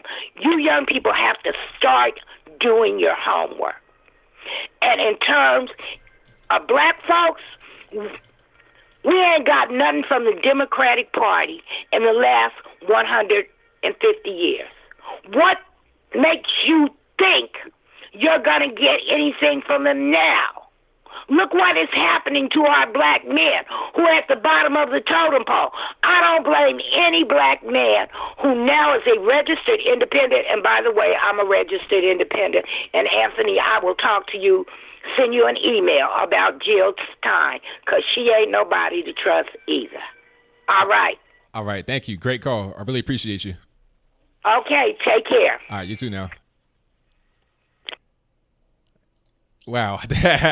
I can't even add nothing on that. That was a fantastic call. Shout out to the black boomer from New York. That's how she described herself in the very beginning. Very, very, hey, that right there, I mean, that was just red pill falling from the sky like raindrops. Drip drop, raindrop, red pill, all the rooftop. That was fantastic right there. But let me get to my next call here. 469, you're on the line. Who am I speaking to? Yes. How's it going? This is Sebastian. All righty. What's happening? Yes, I want to tell you something about Islam and the whole shooting thing. I want to tell you that what most people think about Islam is called Wahhabism, which originates in Saudi Arabia. It's a deadly, un-Islamic ideology that's poisoning Islam and the Muslim world. And when we have mass immigration that we're having nowadays, most of these people have been brainwashed by the Wahhabi ideology, which creates division and hate and pretty much stuff like that. Well, yeah, And I mean, it's a lot of that type of stuff going on all over the place, and we can see. Now, the thing about New Zealand, the guy that did that, I mean, he wasn't a Wahhabist, was he? He was kind of like just a regular guy. I don't think he was. Was he even religious? No, he wasn't religious. But the thing is that he thinks that, Islam is Wahhabism, and okay. Then that is invading Christian culture, destroying Christian culture, that Islam is destroying European culture, which is actually not. It's the problem that the mass immigration into Europe has been by people that have been brainwashed by the Wahhabi interpretation of Islam, which is an un-Islamic interpretation. Okay, I got you. I see what you're saying. So basically, the person that did that may be thinking like, okay, all Islam is the equivalent to Wahhabism, which creates all the radical people, the terrorists, people that just kill innocents. That's kind of where you're going, right? Yeah, that's what I'm going for. Okay, I got you. Well, I mean, that does make sense. And, that is definitely a problem that must be addressed. So, it's unfortunate that the situation happened. Rest in peace to all those that passed away. But hopefully we can get a reform to that type of ideology just in general, not even because, this person wouldn't have done that, because who knows, maybe they would have, maybe they wouldn't, but just in general, because you need to have more safety in the Islamic world and all over the planet. So I thank you for the call. Definitely appreciate you. Just one message before I go. When Trump said that Islam hates us, it's actually, he's not saying real Islam. He's, again, confused like most of the non-Muslim people that mix Wahhabism with Islam. What he really is saying is that Wahhabism hates us, not Islam. Gotcha. Okay. Yeah. All right. Well, thank you for the call. Definitely appreciate you. Thank you, sir. All right, Thank now. you. Bye-bye. All right. Shout out to the caller. Most certainly appreciate him. And then shout out to the super chatters. Gregory says, thoughts on Andrew Yang. Well, I think I'll do a video about him, but to tell you about him briefly, I think this whole UBI thing is not very well thought out. I mean, this guy's talking about trying to add a VAT tax to Amazon so you can subsidize it. I mean, that ain't going to work. All that's going to do is just make the average person pay more for the goods and services that they get. Well, goods on Amazon that they get shipped to their home. It's going to cause what's the name? Amazon Prime to skyrocket. I think it go from $139 or whatever it is right now. It's like $200. It won't actually make a difference. The UPI money that you get will be wiped out by the increase in taxes. And shout out to Damian Smith, who says Obama was a communist and also he was narcissist. Okay. Thank you for that. Nico, what's happening, boss? Hey, Anthony. It's been, I don't even remember the last time I've actually called into your show. I think it was before I left for Portland. Okay. Yeah, it's been a little while, man. How's everything going? Ever since I came back, I've been busy, like really, really, really busy. And I finally think I might be moving forward with my life. But I just want to say this about Portland. I know how many people think about how Portland is sort of a degenerate hellhole. But to be honest, I've actually had fun, and I'm actually going to consider going back in the summer. Okay, well, it sounds good, man. It sounds great. I think, but see, the thing about it is sometimes you can have a good experience in the place when you visit, but when you live there, it's a little bit different. But overall, you had a good time?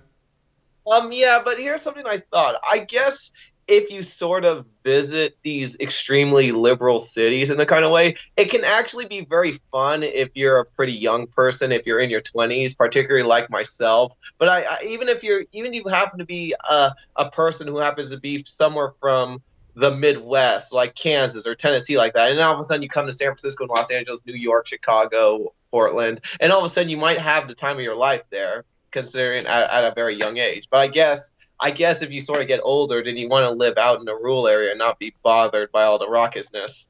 That's right. Yeah, for the most part. You kind of know what I mean, Anthony? Yeah, I do. I understand. If you're young, you enjoy it. You kind of have a lot of fun in these liberal cities. Yeah, absolutely. Especially when you visit, you can just go hang out, party with your friends.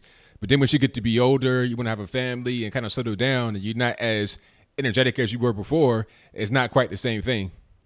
Oh, yes. And you want to know something else? So it was kind of humorous enough, though. I actually met this liberal girl who she was slightly older than me, and I think she came from the Midwest, particularly Wisconsin or somewhere. And then she says, "Oh my God, I like diversity," and that kind of stuff. And she said, "Oh my God, I like diversity. We need more of this diversity stuff." And I'm just like, "Well, good for you. Besides, it's been going on forever." And then all of a sudden, she starts getting really defensive with me over my statements. Oh, wow. Okay. Yeah, that happens.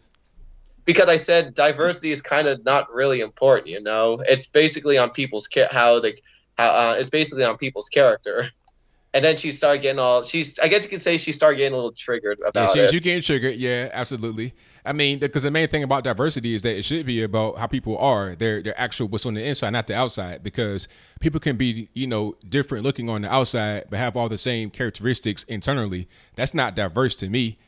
If they're all the same, Well, I mean, I don't even understand. I mean, it's not so hard to make cultural diversity plausible. It's not really hard, but yet people are often treating it like a complex high concept. I mean, as long as people got to be on the same page. That's all. The problem is people don't want to be on the same page with each other, because if you're so culturally different, you can't have anything in common. That's where the problem lies.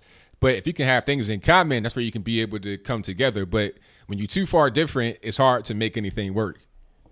And speaking of Portland, have you heard of this? Have you heard of this group called BAM, By Any Means Necessary? No, I haven't. They're sort of this branch off Antifa group. Oh no, I have heard of them. Matter of fact, I'll take that back, because I heard somebody mention it briefly, because they were naming different groups. No, matter of fact, I heard Tim Pool say it on Joe Rogan's podcast. I did hear him say it. You actually see quite a number of those people, especially working in these businesses. Because I saw a few people when I went to a donut store. I actually saw a few of the people working there that were actually wearing those shirts. Oh, really? Oh yeah. Wow. I mean, did they have the kind of an intimidating appearance? Well, that's kind of ironic coming from me, because I'm sure many of your audience probably think the same thing about me. So it would be ironic for me to make such a statement. I guess so. Okay, I got you. Because some of them, you see some of these people, they don't really look too intimidating. They look like just regular everyday people just wearing these shirts that, are of the organization that they're with. So I was just curious about that. Right. But anyway, I just really want to say this. I know I just want to say about the mass shooting. Well, first off, rest in peace to all those who died. But I just want to get a bit of a topic that's a little bit dated, but I know I've been really busy to state this. But about AOC and her Amazon, and about her driving Amazon out of New York. Yeah.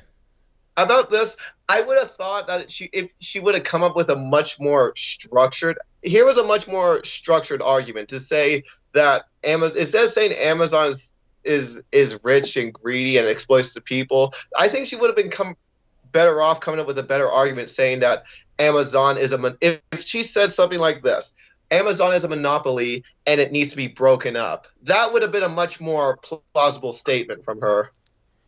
Well, I mean, either way, it wouldn't be good because the purpose of Amazon coming to New York is they want a friendly environment. They want the infrastructure. They want the people, all of that. And when you start to say things like, you want them to be broken up or you want them to leave, it makes their environment not friendly anymore. And then what's going to happen is you're going to lose out on the revenue and the jobs. So it's like, if you want them to be there and the way they are, that's fine. If you don't, then you say things that are unwelcoming that creates a hostile environment. Yes, but the problem is with monopolies at the same time. It sort of functions in the public service when the company grows big and has a bigger hold on a majority of the market, prices will rise and production becomes inefficient. And that's the reason why we have these antitrust laws since the early 1900s. Well, the thing about Amazon is that it's not a monopoly because there's certain monopolies that have existed, like it might have been AT&T. Like if it's only one phone company like that you can buy from, period, that's a monopoly. But Amazon is just an online retailer. There's a lot of those that exist. You got Walmart has an online portion. You got Rakuten. You have even Chinese stuff. You can get stuff from China from here. Alibaba Express, eBay. Those are some of the more popular ones. There's plenty of other smaller ones. I have an online shop, but it's not through Amazon. So I mean, there's ways to shop online outside of Amazon. Amazon's happen to be they're the most popular. They're the biggest one, but they're not the only one. Well, okay, I kind of get your point there. But anyway, I'm gonna move right along now since time's ticking. Have you heard what happened to Chelsea Clinton? I think it was like yesterday. Yeah, now I saw that, but I didn't quite understand what was happening.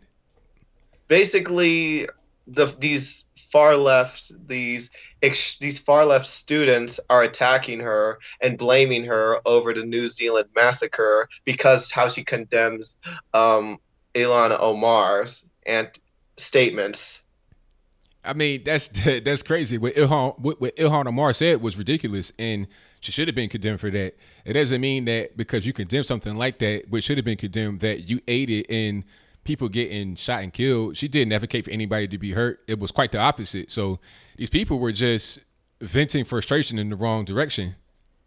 Yeah, and what's a crazy thing? She's pregnant, and I know you might think that's might not be relevant to something, but when you really think about it, no matter how much you hate that woman, and no matter how catty she acts, or no matter how much bile you have against her, you would not attack a pregnant woman. Even with that sort of aggression, would have that high standard of regards.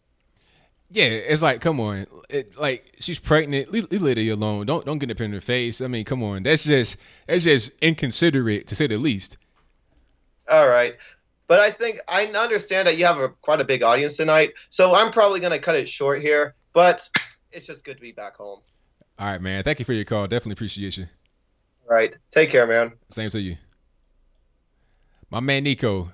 Shout out to Nico for the call. Always a fantastic call from my man over in Bay Area, California. Let's get to my next call here. 708, you're on the line. Who am I speaking to? 708, can't hear you, boss. Going once, going twice. Sorry, sir. 214, you're on the line. Who am I speaking to? Hey, man, what's going on? This is Tariq, bro. All right, Tariq, what's happening? Not much, man. Tragedy, what happened in New Zealand, man. You know what I'm saying? And it's quite disturbing. Some conservatives are kind of like, screw them. And I'm just like, I think a lot of conservatives don't understand some factors of Islam. Not all of them are these extremists. Most of that does come from Wahhabi Islam, and that's generated and centered in Saudi Arabia. And and this is where a lot of conservatives are ignorant towards foreign policy. Why are we allies with extremist Islamic countries like Saudi Arabia? You know what I'm saying? Why do we support them? Why do we pay them? It's countries like Saudi Arabia and Turkey. They're the ones paying ISIS in Syria to go behead people's heads, you know.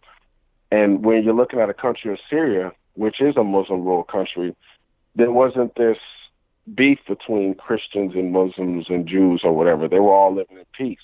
You know, it's just these manufactured wars, the Middle East, to overthrow dictators who don't the states.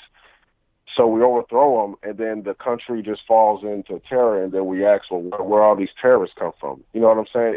It's the same thing in Iraq. If you look at September the 11th, 9/11, Iraq never attacked the United States. Yet we use 9/11 to go into Iraq, and now all of a sudden, poof, Al-Qaeda appears all of a sudden in Iraq. You know, even though Saddam Hussein was a dictator, he had his country under control. Now all of a sudden, a brand new terror group that we've never seen before appears in Iraq. And the same thing happens with Libya.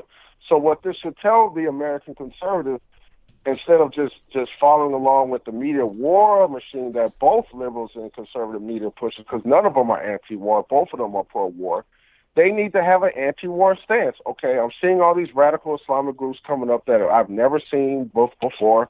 All of a sudden, suicide bombing is a thing where that's never happened before. How about we just pull out of these countries?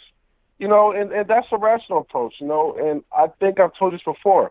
Europe is going to always have a quote-unquote immigrant problem from the Middle East because of what we're doing to the Middle East. You know, bombing these people's lands, paying off these dictators where these people don't want to live in their countries. This is not going to end. And I don't understand why we let I wish we would hold Trump. Like I told you before, Trump ran on not being the policeman of the world. You know, he said, we're not going to police the world. We're going to mind our own business. We're going to put America first. Okay, then do that. Like, pull out of Syria, man. Pull out of Afghanistan. Like, do that. Like, stop listening to Lindsey Graham and John Bolton and all these neocons in his administration, and then these neoliberals on the left, you know, calling Trump a Putin puppet. You know, he's only pulling out helping the terrorists. You know, when the media says these things, man, if you're a typical American who doesn't do your own research, you would think, well, dang, we should never pull out, because if we pull out, the terrorists are going to gain a stronghold, so we must stay there forever. You know, that's done because I just feel like the American public has never really stood up against the foreign policy machine ever. You know, so yeah, I think conservatives just need to be more wise about that. Now, I was going to ask you about Congresswoman Ilhan Omar. Like, do you think she's an anti-Semite? I believe so, because not because of just the one thing she said, it's a variety of different things that she says. You know, and then it's just kind of where I come from. It, you know, I think that's a fair thing to say about her. Okay, I have a different view. I don't think she's an anti-Semite. So we have to understand this. I think what she's doing is she's calling out the relationship between the United States and Israel. And truth be told, I don't think there's ever really been a national debate about that topic without people getting offended. You know, it's the same thing like if we're, you know, talking about black issues and we're going into slavery, black people are going to get offended. But I think it's dangerous, and I'm not saying you, but I'm saying some of the media, where they conflate criticism of Israel with anti-Semitism. I think that's very dangerous because Israel is a country, and there are things that Israel has done that can be criticized. There should be a conversation. And also, when we're talking about AIPAC, for example, when she said it's all about the Benjamins, baby. So that's not to say that Jews are controlling the Congress, but AIPAC does significantly, and they even admitted on their Twitter, donate to congressmen, fund different congressmen to be pro-Israel. So that is a question. Okay, so we got a foreign lobby that represents Israeli interests that's paying off congressmen and women. So if you're getting paid from that lobby, you're more than likely are going to have a pro-Israel approach. So I just feel like when we say it like that, all of a sudden people are like, oh, you're being anti-Semitic. Okay, well, How else can you say that statement without being quote unquote anti-Semitic? How can you bring up the problem with the Israel lobby lobbying congressmen and women to be pro-Israel? Even if you look at the presidential runs, you know, Democrats and Republicans, they got to talk to AIPAC. Well, why do they got to talk to AIPAC? What if there's like some Muslim lobby, like, for example, some Arab Muslim lobby or something? Presidents have to go, or presidential candidates have to go talk about what they're going to do to better help the Muslim countries and how they're going to show allegiance to Muslim countries. We would have a problem with that. We're like, well, why you got to talk to this Islamic lobby? We're talking about America here. Why do you got to go prostrate towards them? So I don't think it's anti-Semitic to criticize Israel or even talk about certain Jewish lobbies funding, you know, American politicians. You know what I'm saying? If I can see if she said, you know, Jews are controlling everything, you know, they're evil people, then I would definitely agree that she's being anti-Semitic. But it's no different from like if we criticize what Muslims are doing as far as like blowing themselves up, committing terror, you know, then people will say, oh, you are Islamophobe. Okay, well then how else can I talk about this issue without being called Islamophobe? I think we should have the same open mind when it comes to things dealing with Jews in Israel. How can we discuss Israel or any funding from different Israel lobbies without being called an anti-Semitic? And that's pretty much all I want to say, man. All right, man. Thank you for the call. Definitely appreciate you. All right, take care, man. All right, now. All right. Shout out to my man Tariq for the call. Definitely appreciate him. See, the thing about Ilhan Omar and other people that want to talk about AIPAC is that they focus their energy on that and not just lobbyists in general. If you want to talk about lobbyists in general, that makes more sense. When you want to focus on one particular thing, it's like, what's your objective? If you want to talk about the NRA, it's like, why talk about the NRA all the time? Why are you so focused on the NRA? Do you want to grab guns? I just think about like your track history of saying certain statements, who they're directed to and why they're directed to them. That's my whole thing. You could criticize a country's foreign policy or the domestic policy, but then when that's your constant thing that you do, it's like, what are we doing? That's just my viewpoint, but others may have a different point of view on that. But I appreciate everybody for their point of view. 702, you on the line. Who am I speaking to? Hey, what's up, man? It's Mark. All righty, Mark. What's happening? Nothing much. I definitely agree with Tariq on, you know, criticizing AIPAC. You know, she was spot on target with that. That was accurate. But she's so erratic and such a compulsive liar on so many other things that it's kind of like how can anybody back Ilhan Omar or any of this new crop, you know? You can't. It makes it you can't. It makes it impossible. It's like, all right, you got to be a person that has a sound foundation to have anybody support you. But when you all over the place doing all kind of crazy stuff, saying crazy things, it just, you know, it's impossible to defend.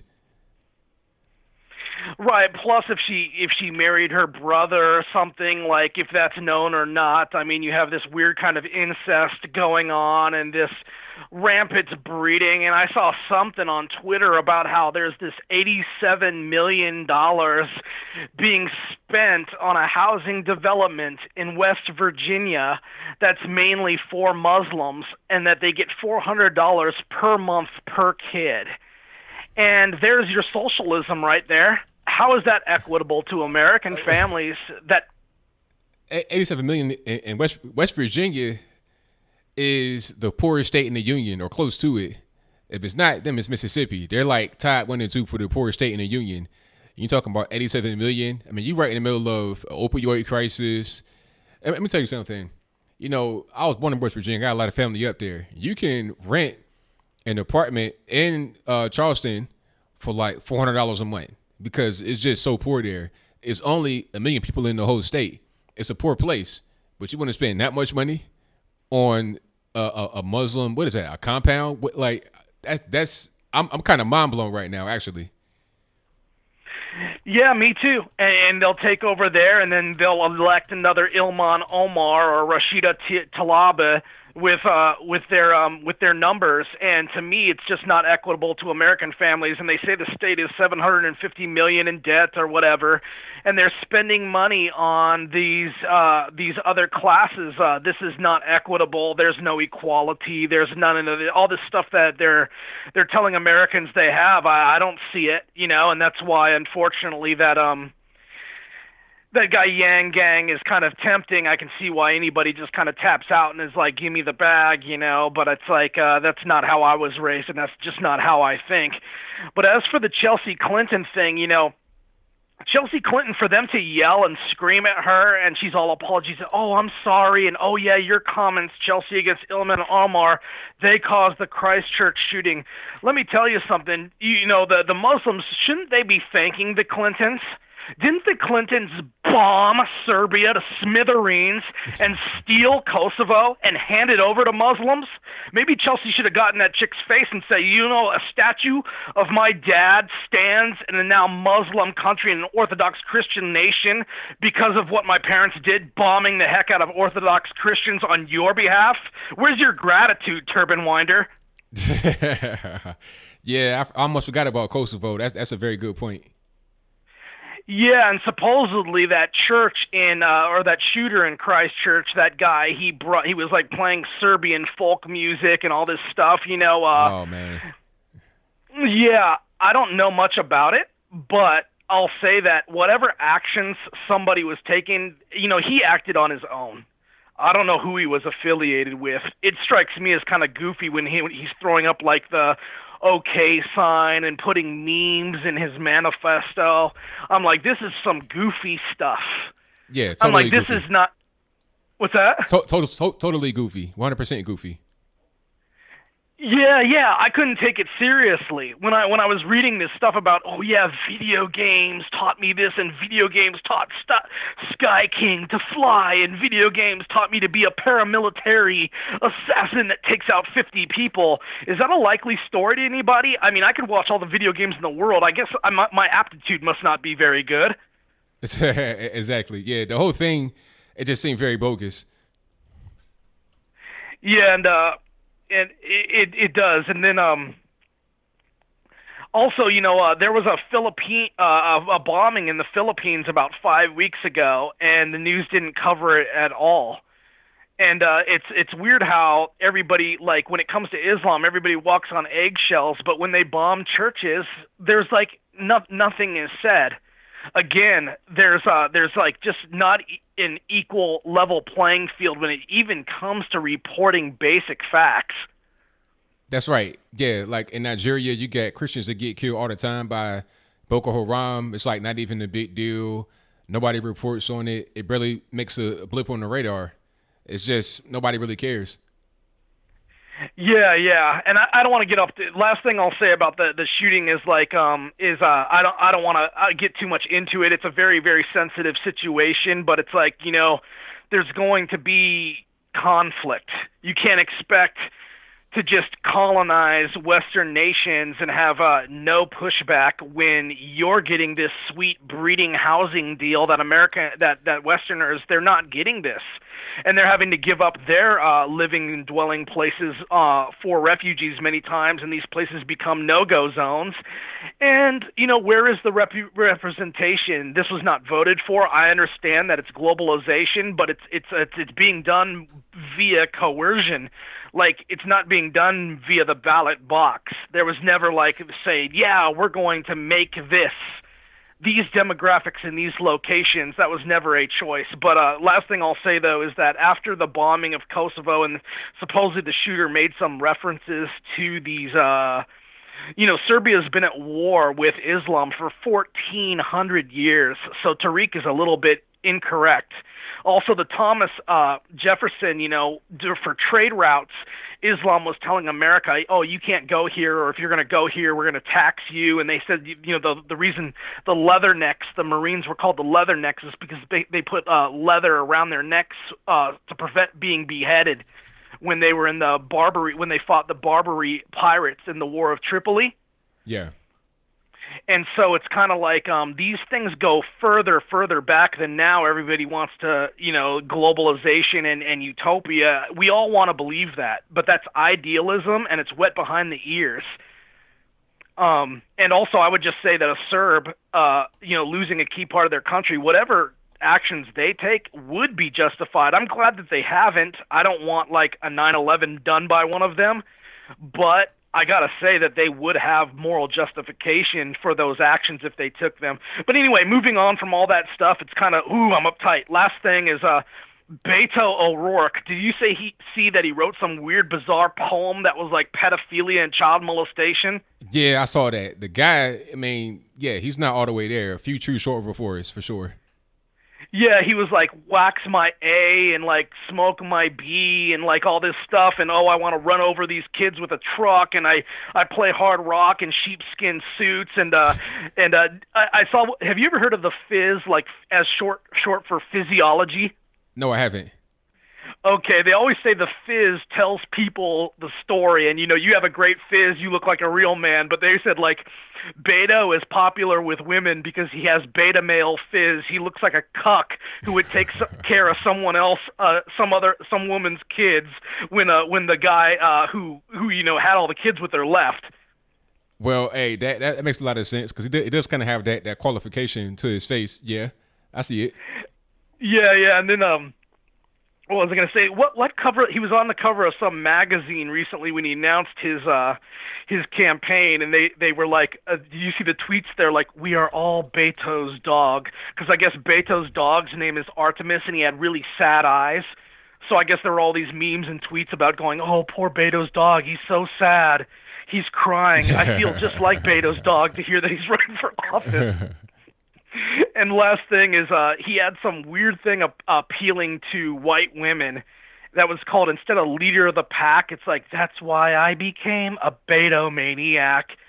And I'm like, wow, Beto maniac, wow. Yeah, they were talking about the cringe level being so high on that. It was like those Hillary Clinton campaign songs. I'm a huge fan of like propaganda. So any political campaign songs, I like collect them because like the cheese cringe factor, it gives me a rush. I don't know why. I just really get off on it. But it just makes me laugh that any like, it's like he's running on open borders. Why are you a Beto maniac? That whole 50s thing is long gone. You might as well make your mariachi music right now. That's right. But anyway, yeah, there it is. Vanity Fair. You're the man. See how good you are with that stuff? But I'll let you go. Thanks for taking my call, and all your callers are great. I have no beef. When I mention them, I'm just talking. So take care. Thank you for the call, man. Definitely appreciate it. All right. Shout out to my man Mark for the call. And you see the dog right there in the bottom right-hand corner. Just like, look, man, why are we here? It's time to go. I'm hungry. I want something to eat. We got me out here in the desert. Why you got your hands in your back pockets? What's really going on with your boss? But let me get to my next call.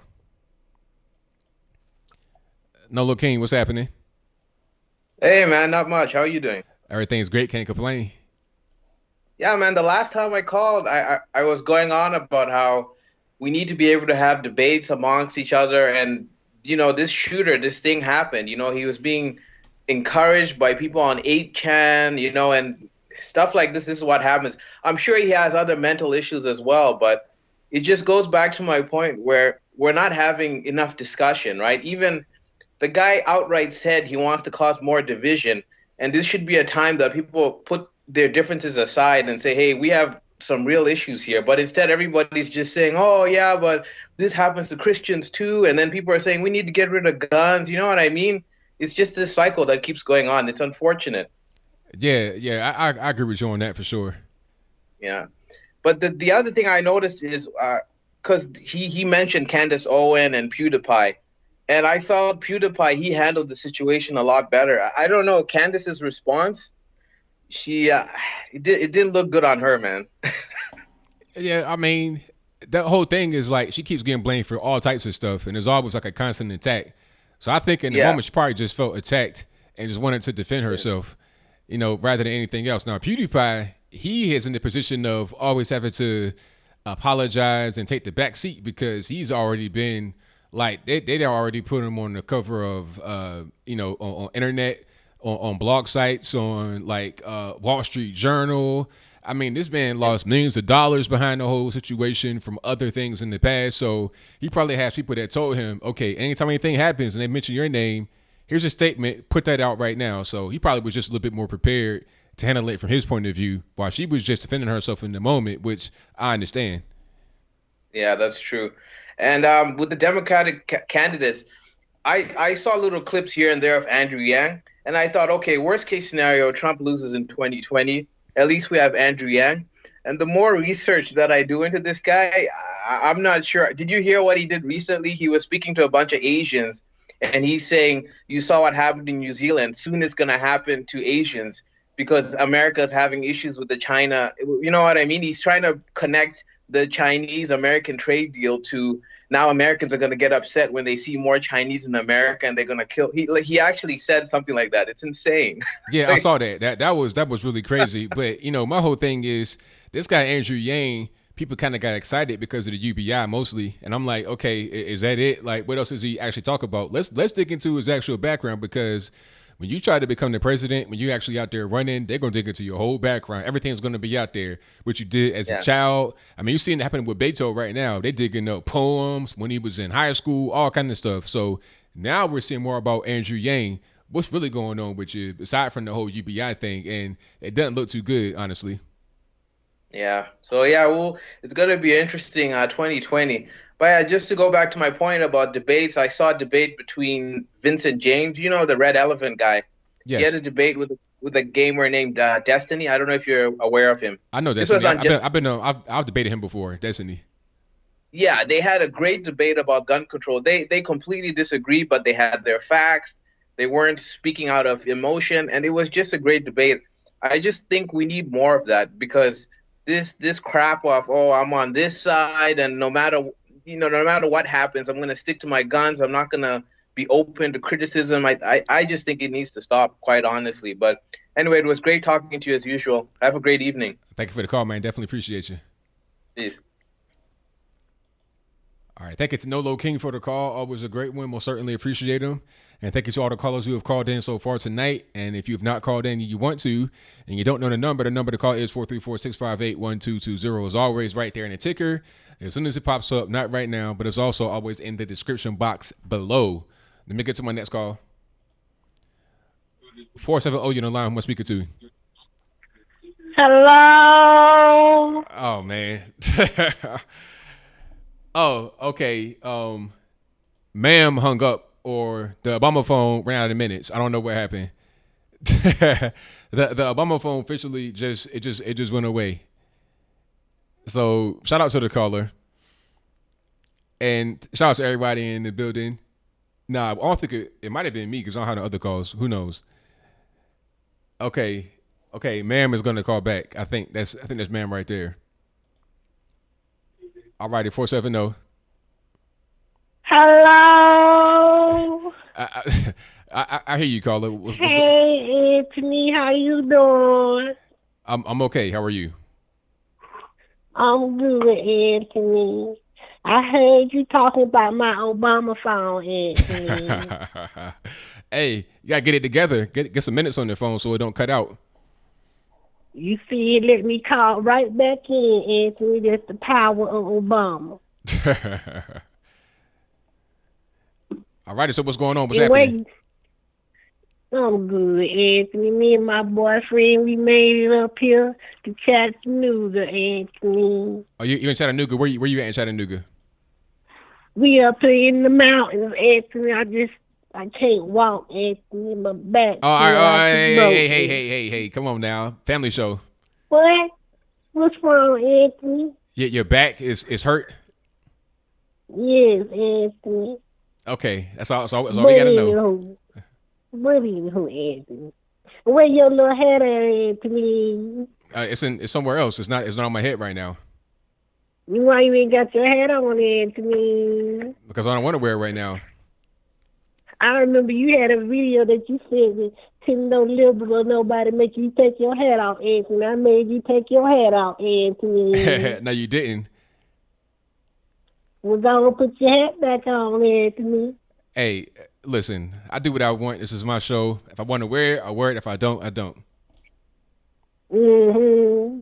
You just mad 'cause I got you, Anthony, making Atlanta gay again. Mm-hmm. But anywho, what you think about Mr. Beto running for president, Anthony? Oh, Beto ain't gonna do nothing. Beto, he's a weirdo. Have you seen the stuff he was writing when he was like high school, college? The guy ain't all the way there. He's a few trees short of a forest, a few lights short of a chandelier. He ain't all the way there. Well, I used to like him a lot, but he look like he on crack or something. The way he be moving, I don't know. I think he might be taking a little hit or something. Yeah, all them hand movements, all that kind of stuff going on. Yeah, you know, I'm from Atlanta. We know about them crackheads, you know. But anywho, and this man is the went up here and shot up the church. And why he do that? I don't know, but it's really unfortunate. And rest in peace to those that died. But yeah, that guy has some problems too. Don Lemon said that was one of y'all friends. Nah, I don't think so. I think that guy just had some issues that he needed to work out and didn't do it for some reason. Well, Anthony, you know it's one of y'all boys. Y'all need to get yourself together, be going around here shooting up places. And all y'all friends, he even talking about your little Brexit friends, Anthony, your friend Candace Owens.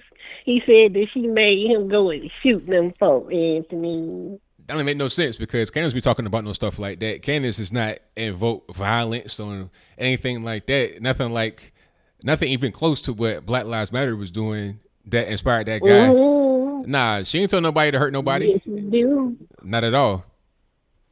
Well, Anthony, I don't like Candace Owens anyway. I bet you don't. You know I don't, Anthony. Got to stop hating. You know who I like. Yeah, I know. I know you talking about. I ain't gonna say nobody's name though. Say his name, Anthony. I refuse. Say his name, Anthony. No, thank you. Why you won't say his name, Anthony? Because you know it. I don't got to say it for you. You can say it for yourself. It's amazing, Lucas.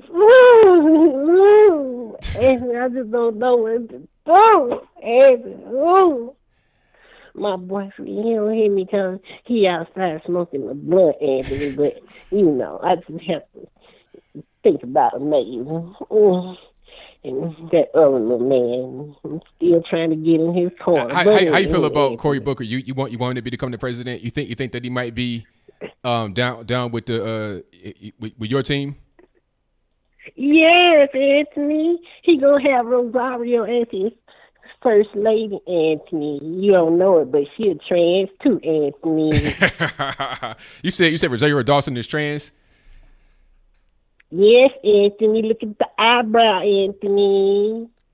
Yeah, I don't know. It might be a little rough. Well, Anthony, you just don't want your first trans first lady, Anthony.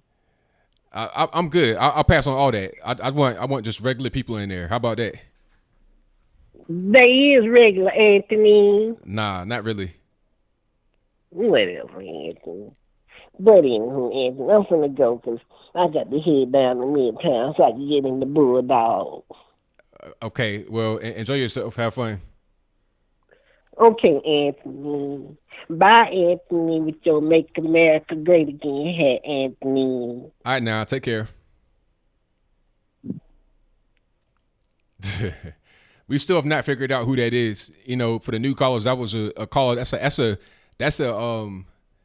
what do they call it when they call it a lot? A regular troll caller, but I don't know who that is. I think I know the person. It's not Lucas. We confirmed it's not Lucas because I saw him go live one time when I was talking to that person. So I think I know who it is. Somebody said the name in the chat, but I ain't going to say it because I don't want to put that out there to say, oh, it's them, and it might not be. But let me get to my next call. Now, something on the line. Who am I speaking to? Hi, Lo. All righty. Caller, can you hear me? Yes, I can hear you. All righty. What's happening? No, I just wanted to call in and talk about whatever he wants to talk about. But I think it would be beneficial for you guys if you want to be taken seriously, to try to, slim down on the callers that are clearly calling to mock you or to be, the last few, with exception for the one guy, the last few callers were like either punking him or being like really like even borderline racist. So, I mean, I'm a conservative, lived in New York City for a long time. I've traveled the world, and I used to be a liberal. I voted for Obama. I'm now a conservative, but, I don't want to be associated with people that are disrespectful. And I think we don't have to talk about that. We can talk about anything else. Well, what happened? Tell me what happened so I can figure out what's going on. Like you said, somebody was racist, disrespectful. What happened? The guy that just called was like punking him. And he like talked to him for like 10 minutes. What happened? There was I don't understand. They were punking who? Someone called and they were like, "Hello, Anthony." Oh yeah, it's just somebody that's just playing on the phone. Like that's a recurring caller. That's not. Yeah, why waste your time with people like that? Like, just hang up on those people. I mean, why not? It's just it's fun to me. I mean, I guess. Yeah, everybody don't like all the callers, and that's fine. It happens.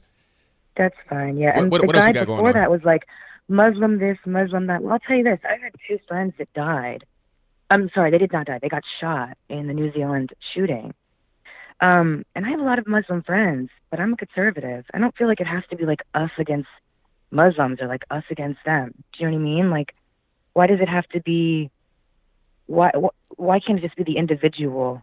Why does everything have to be identity and group politics? Well, here's the thing about That's why I left. That's why I left the left. I understand, but see, the thing about what I try to do on this show is I don't want it to be an echo chamber. I want to invite all different people to come in and say their piece. Like I have liberals, conservatives, everybody.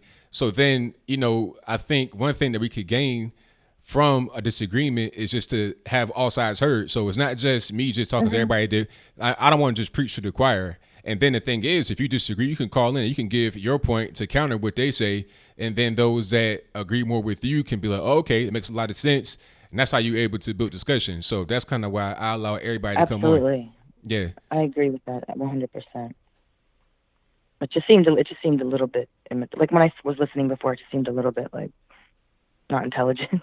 I mean, like you're not going to agree if you don't agree, and that's fine. Just like they may not agree with you, but I'm not going to, because they may say, hey, hang up on her because I don't like what she's saying, but I'm not going to do that because I want your voice to be heard as well as theirs. So I'm fair to everybody. Yeah. I'm not just a biased person that only wants to hear what I agree with, because if that were the case, I wouldn't even do the show. I would just, talk to people that I know in life, and that's it. You see what I'm saying? Yeah. So is this not live? I don't understand. Is this like? Oh, we're live. We're live right now. We on the air. Oh, okay. Yeah. So I mean, I just think there's an intelligent, educated way to have a debate. Not, I don't know. I feel like you will get more. People will get it more if you can have an intelligent debate and not be like immature about it. That's all I wanted to say. And the last few callers were just like really immature. And this is my first experience with this channel, so. Hey, everybody has their opinion. It's fine. Yeah. Okay. Well, have a good night. Thank you for the call. Thanks. Yeah. I mean, people, I get people all the time in the comments, and just people, I get emails and stuff. They say, hey, take that person off, cut this call short, do this, do that. I do what I want, my show. And people still watching. You have upwards of 400, 500 people watching. So, my thing is, to anybody that says that, no disrespect to anybody, but I want to see your show. Start a show on YouTube. I'll watch it if it's a good show. Start it, get people to call, build your audience, and have that be that. And then we can see if what you're saying works out. Really, some of the best content, in my opinion, is when you have people that don't always agree, because then you're able to see different sides. If I wanted to preach to the choir, I would just I go to church and just turn my back and talk to them. But let's get to my next call. 469, you're on the line. Who am I speaking to? I'm Kevin Duggan. I've called before. All righty. What's going on? All right. well, I heard the other guy mentioned Just Destiny, and Brittany Venti also had an interview with him recently where he was going on about pushing the boundaries of incest and that other sort of stuff. So that was a really good interview with her. I don't know if you saw that. You said it was not good or it was good? Just Destiny was pushing for the argument of incest, of like having sex with your daughter and stuff. Okay, yeah, I think I heard about that, but I did not see it because Yeah. I'm not going to just search on YouTube for that. You understand what I'm saying? Yeah. Well, I mean, the funny thing is, 4chan and they're kind of towing the line for Brittany Venti. She's been a YouTuber since what 16 or whatever, and she's like 22, 23 now. And they really like her because she keeps on with just the normal. When most of what 4chan does is the popular, they would call it the populist in the UK. Popular. Like, isn't really popular for for everybody to be transsexual or whatever, or is it just a path that somebody's pushing? They try and be on the level. And it's pretty funny to watch her sometimes because, like, she spends most of her time just trying to culturally appropriate people about what would be kind of just normal in America on, approaching a woman, marriage, all that sort of stuff. She's gone from like kind of a controversial meme to just trying to like get people back to normal. When she left California, she was like, it was a circus. I had to leave. It was like a bunch of clowns. So she's living in New York now. But it is funny just to see like somebody has to spend all their time on just the popular normalcies of life in America and has to explain it to people. And she's making a career out of it now. Okay. A lot of Russian trolls and that sort of stuff call up and ask her, and it's like, what is kind of normal. But anyways, I was kind of mad about, like, last time I called, I was asking you about Venezuela. Yeah. And you were telling me, everything's good and great with the Chinese. That very same day, the Chinese were discovered with about 2-3 contractors that took most of our missile defense for submarines was stolen from the U.S. Navy. And like the Chinese were like fully caught, busted, red-handed. Nah, but I didn't say everything was good with the Chinese. I said that I remember you now. You were talking about you were talking about trying to go to Venezuela and intervene, right? Because of the Chinese and other things. Yeah, Venezuela. Well, the thing that was bugging me is because they keep on saying, well, they're putting the social credit system in Venezuela. I'm saying, like, once that is done and starts to spread through South America, like, life's never going to be the same for them. Nah, okay. What I was saying back then, I didn't say everything was good with the Chinese. I was saying, why go to Venezuela to try to intervene there with China when China's already here? Like, start here. I mean, why go there? Like, it doesn't make no sense. If you're trying to, you have a fight with somebody that can be fought right in front of your face. Why go thousands of miles away to fight it over there in somebody else's country? You need to fight it right here, right now. That's what I was trying to say. And then the thing about it is, China is a big dog. You're not going to just be able to go and interfere with their affairs. We got to be smart here. We can't just be reckless and just go out there on a kamikaze mission. So that's the main thing. Rather than trying to take them out of a different country, how about defending our own country first? Because they're here. They're infiltrating our actual country. They're owning real estate. They have food production, all kind of stuff. And they make everything that we own. So we have our own fight to fight with China if we're going to fight them, rather than going to a different country and fighting them there. It don't make no sense. Yeah, see, the crazy thing is with these countries, like, you could not go to China and buy a bunch of real estate, or Japan and migrate and do that sort of stuff. But yet they can come here and do that. And I mentioned to you that they had a chain of ports going from India to Ireland that's just like taking over the UN and pushing a huge influence. So is that happening here as well? Is that what you're saying?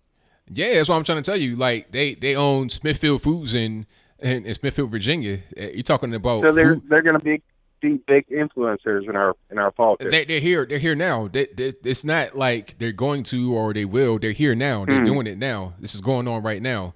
Remember, Harry Reid got in trouble back a few years ago because of an energy farm. It was a solar farm in Nevada that got sold to the Chinese. You got people like Terry McAuliffe in Virginia getting caught with Chinese money. Jeb Bush got caught with Chinese money, like 1.2. Oh, yeah. Yeah, Bush, this is. Yeah, I know what you're saying now, but you know, Canada's a kind of a smaller country, and secrets a little harder to keep there. The amount of people that have been caught with Chinese bribes in Canada is ridiculous. With Chinese what now? You said brides? Chinese bribes and that's not even really. I mean, you're talking about birth tourism happening here with the Chinese people. They come over here to have babies specifically to get that U.S. citizenship. Then you have the human trafficking going on. The Chinese. Hold on, caller. Hold on. The Chinese are also the number 2 illegal immigrant group, if I'm not mistaken, going through the southern border. If you go to the southern border in the desert, there's this little sign out on the desert. And it's for rescue. The sign has 3 languages on it. And if you push a little button, somebody will come to you to rescue you. You can just stay where you are. If you're thirsty, hungry, or whatever, about to starve to death, push the button and Border Patrol will come and rescue you. That sign, the 3 languages are Spanish, English, and Mandarin in the southern border, middle of nowhere. So the Chinese are here. Like, we don't got to worry about no other country. Worry about the United States. Yeah, I mean, but caller, I mean, you kind of breaking up, so I'm gonna go ahead to move to the next call. Thank you for the call. Definitely appreciate you. All right, it was good talking to you. All right now. All right. Yeah, so shout out to the caller. Yeah, I remember him before. The Chinese, like, why go to Venezuela to intervene with the Chinese? What they're doing over there? They're here. They're right here. They're here every day. And all the time I see somebody get pinched, a massage parlor or something like that get pinched for having a bunch of illegal immigrants over here doing strange things, like Robert Kraft. You saw the owner in the massage parlor with Robert Kraft. What ethnicity was she? Where did she come from? But I digress. 901, you're on the line. I'm speaking to. Yeah, this is Michelle Espinosa from Memphis, Tennessee. All righty, what's going on? I'm so glad I got a hold of you. I probably must have called you about 20 times. Well, I'm glad you got on. Glad you got through. I've been listening to you for some time, and I've been seeing you get a variety of callers, which I have a lot of respect for that because, you know, we need more channels like you that are willing to have patience with people from the other side, because that's the only way you're going to really be able to convince people is if you let them talk a little, and then, you know, some people are reasonable and they'll talk. That's the only way to reach the other side is if you give them a chance as well to have some talk, unlike other channels. But anyhow, you know, I'm home here to where Martin Luther King was assassinated, and you know, Memphis, Tennessee, home of Elvis Presley, rhythm and blues, and I was raised in kind of a ghetto neighborhood. You know, I am a white lady. I did marry a Hispanic man, and I have children by different races, and I've been experiencing what it's like to live in a world where racism, of course, even though I'm not racist. And I do, you know, I've listened to all of Martin Luther King's speeches, and they're available online now, on YouTube especially.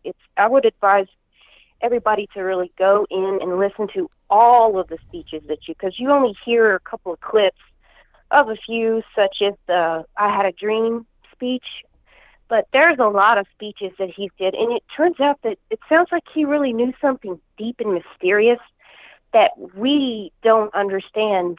We don't really understand, but he kind of understood because he was already involved with all these people, you know, that were uppity. So anyhow, to cut the story, I did a lot of research. I did a lot of time. I even lived in Mexico 7 years. I had my time to do a lot of research, and I voted, you know, Obama, Hillary Clinton. I even voted Al Gore, you know, you name it. And then when Trump won, I was so upset. I was so mad because I thought, oh, he's just a racist bigot. And, at the time, because I was married to a Mexican, I really wanted the walls to just come down because I was one of those that had to go across a lot because he got kicked out of the country for doing something illegal. But anyhow, now things are turning around when I see things like abortion, killing babies, legalizing gay marriage, putting it in our schools, in our military. And then I did the research on the Obama administration, the Bush administration, the Hillary Clinton, just like the other caller, the female from New York. I really liked her call.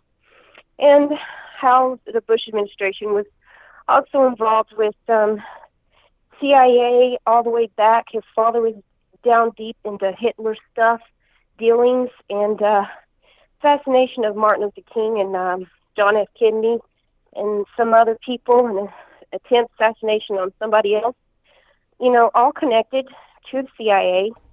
And I realize they're all playing us, and Trump is the last card we have. If you know anything about the Bible, it says in the Bible about the last trumpet. Well, just get this, his name is Trump. So I don't know if you see a connection. Now, I don't necessarily believe that some of the people Trump is involved with are good for us. Trump himself, as a person, one person, is good for us. There's other people that he's involved with that are really not, may not be good. Because, yes, let's just face the facts. We're part with Israel, and we help them get their weapons. We help them build their nation. Now, I'm not all against Israel. They had the right. I did my research, and I used to be anti-Semitic, okay? I used to watch the Palestinians get blew up on the internet, and I used to be very upset about that. And I don't see how all the war turns out, If you go back in history and you see what happened, the leader of the Palestine people at the time was living in Israel alongside with the Jewish leaders who were running the country, and they were trying to live in peace. However, there were territorial things starting to build up when it comes to business, not so much pushing them out of the land, but it was more like of a business deal, right. Jealousy. So what happened was the Palestinian leader, I forgot his name, but you can look him up. You can even see pictures of him sitting at a table with Hitler. I don't mean to cut you short, but you got to kind of wrap it up because I got to get to a few more calls. Okay, well, anyhow, I would love for you to, try to make a reach out here to Memphis, Tennessee, because it seems like all of our people are lost and they really, don't really know what direction to go here. They are just living, they don't understand that the Republicans and Democrats, there's a big difference in who is involved with slavery in the first place. And I really pray for our nation because I think we're living in our last days and we don't have much longer. And I just hope it all turns out good. Absolutely. Well, I'm right there with and you 100%. Thank you for what you're doing. Thank you for your very kind words in the call. Definitely appreciate you. Thank you, and you have a great one. All right, same to you now. All right, shout out to the caller and shout out to the super chats. I see you guys right here. Thank you all for donating to the show. My man Mike from Queens says, beware of the military-industrial complex. I think I read that one already. Thanks to my man Mike from Queens for the donation. Nathan Skill says, hopefully I'm not butchering your name, boss. He says, when Obama was president, Dad lost his job. 3 months later, Trump became president. He got his job back. There it is. 100% correct. And, the crazy part, people try to say that Obama is the one that brought the jobs back because what he started is what brought the jobs. But didn't Obama say that you can't bring the jobs back? Can't wait for magic wand. You can't do this. You can't do that. And the third, to bring the jobs back. So what's really going on? I don't know. But let me get to the next donation here. He also says at a coal mine, forgot to add. Oh, there it is. So Obama literally closed coal mines with the EPA regulations. Trump says, okay, let's do away with that. Coal mines open again and your dad's back to work. See how that goes? So when the guy, the one liberal caller I had said Obama did this, Obama did that, I can't tell. He also says, Nathan, that is, has anyone seen RBG in person or a picture yet? Not really sure that I have. I heard that she was on Capitol Hill recently, but I didn't see any proof. But let me get to my next call. All right, caller, who do we have? Hello, sir. This is Candidato de Presidente Beto O'Rourke. Okay. ¿Cómo estás, señor? Beto, you're not Hispanic. Why are you speaking in Spanish? Right, I'm practicing for my later interview tonight with Jorge Ramos. So please, just go with it. Okay, so Jorge Ramos, he's interviewing you for what reason? I mean, you're going on Univision. Why? And speaking Spanish. Why? Do you want people to think that you may be Hispanic, although you're not? I mean, I want people to think that I'm presidential candidate, whatever country. I mean, Mexico, America, Belize. It's all the same, ain't it? So, just feel the energy, Antonio. So, I want to agree with the caller a few callers ago, because I was listening to your show while, watching, of course, Dora the Explorer in preparation for the interview tonight. I want to agree with her. You have to stop having these ridiculous joke callers, Anthony. These people, they're wasting their time. They're awful people.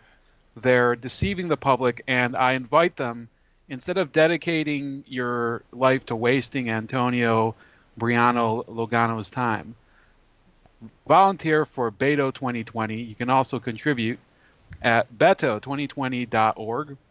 And all of your contributions are tax deductible as well. Okay, well, that was a nice little commercial, slided in there pretty well. But Beto, I'm seeing a lot of things about you coming out in the media, and they have me kind of concerned. I saw some writings from you when you were younger. Not sure if you were a teenager or in college, but what's going on with these writings? You're talking about you want to run people over, you want to steal their joy away. I mean, what's really going on with these writings? Were you in a dark place, or what's going on? Oh, that was just a phase, when I was, of course, you remember playing a game when you were a kid, Duke Nukem. So, it was just sometimes, we had brownouts down at the border. Brown having nothing to do with race, of course, but we would have brownouts, and I'd be so amped up while playing Duke Nukem, and of course, doing whippets like everybody else who was 15. So I when the power went out, I just go to my journal and go nuts. Oh, okay. So, I see. So you just, I mean, you've done this too before, right, Anthony? No, I can't say that I have. I didn't just go to my journal and write crazy things like that about hurting people, but we just let that go. So wait, what did you do when the power went out while you were playing Duke Nukem? Oh, well, I'm not sure if I was playing Duke Nukem, but I would just, mind my own business, read a regular book. I didn't write any kind of horror fantasy like you did back when the power went out. Not sure how you did that with no power on. Did you do it by candlelight or something like that in the barrio back in El Paso? Yeah, you're trying to really rub it in there, with your books and all that, fancy people reading books there, Well, what's the deal? I mean, of course, uneducated Republicans like yourself, you always have to brag about reading books, like you assume that we don't. Hey, I'm just telling you what I did. You asked me the question, I gave you an answer. That's all I did. All right. What's another question? I'm here. This is great practice for Jorge. Okay. Now you had an attempted or close hit and run, and you were driving under the influence and hit somebody or hit a vehicle, and you tried to leave the scene, but you were prevented from leaving the scene. What's going on with that? I mean, should we vote for you since you have a history, even though it was in the far past, of drinking and driving, hitting somebody? What's going on? Yeah, you see, the thing is that it was a very hot day, of course, in El Paso. And, I saw, sometimes, when you're driving, this isn't very good. But, of course, in El Paso, we have those snow cone stands. And I kind of saw one and rubbernecked. And I was like, hey, I got to get some snow cones. And, in the meantime, something happened. And meanwhile, I was out the door getting those snow cones because it's real hot out there. Got to get those snow cones before they melt. So there you go. Okay, so when you tried to run, what was that about? You tried to leave the scene of the accident. You got to run for those snow cones, man. Come on. Okay, so that was the whole thing. You crashed your vehicle, and then you were like, you know what? I still want the snow cone. Was that it? Hey, I don't know what happened in between. I thought snow cones. I went for the snow cones. I didn't get the snow cones. If you're going to blame me, Anthony, 20 years later, for not getting the snow cones, maybe you're too obsessed with snow cones, Anthony. Maybe you're the problem. Hey, I'm just asking questions. I'm just trying to figure out what's going on. I don't know anything. I just want to know. I want to get to the bottom of it. That's all. Yeah, I think you have to, let go of the snow cones already, Anthony. Okay, I mean, hey, it's not you don't have to convince me. You got to convince the American people. So absolutely, thank you. So is there anything you want? And the Mexican people, but keep going. Well, no, because they're not going to vote. So we're not going to do that. Oh, that's right. Yeah, they're not going to vote. You're right. That's right. So people are going to think that you are a fraud because you're out here pretending to be Hispanic, but you are not. So what do you think about that? Anybody says that you're pretending to be Hispanic, although you're a white male? Yeah, I mean, it's pretty typical. People think I pretend to do stuff. Last year in October, I was pretending to be a serious candidate for the Senate, and nobody held that against me. Well, yeah, you got a point there because you did say you're not going for president. You're not going to do it even if you win or lose. It doesn't matter. You're not going to run, but here you are. So that's a very good point. Yeah, that was the Whippets and the Duke Nukem playing. I kind of lost track of my priorities. Okay, all right. Yeah. What I really meant to say at the time was, I promise not to run for president if Jimmy Kimmel beats Ted Cruz at basketball. But Jimmy, with his lard ass, he couldn't get it done against this guy who basically looks like a melted meringue pie. So I don't know what. I don't know what the issue is with Jimmy, but you can blame Jimmy Kimmel for me being the next president. Well, alrighty. So we can wrap it up right here. Is there anything you want to tell the people before we go to the next caller on the line? Yes, Ted. It's going to be very funny when I have to invite you to my office so that I can, so that I veto your budget. So let's remember that. Anyway, thank you, Antonio. It's Anthony, but thank you for the call. Definitely appreciate you. Have a good night. All right, now. Yeah, that was Beto O'Rourke, presidential hopeful in 2020. That was him for real. It wasn't a troll call. That was really him. And his voice, everything was spot on. So shout out to Beto O'Rourke. But let me get to the next call. That was him for real. 940 on the line. We're speaking to. Turn speakers down, background, please. Everything was spot on. 940. Yeah, Anthony. All righty. Who am I speaking to? Chris. I'm from Texas. All righty. What's happening?